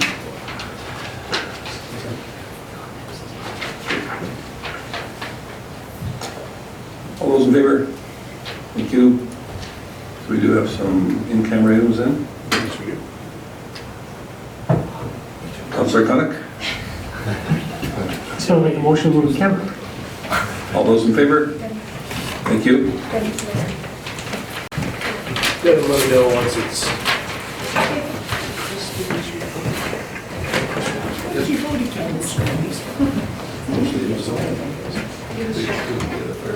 Oh, yes, right, yes.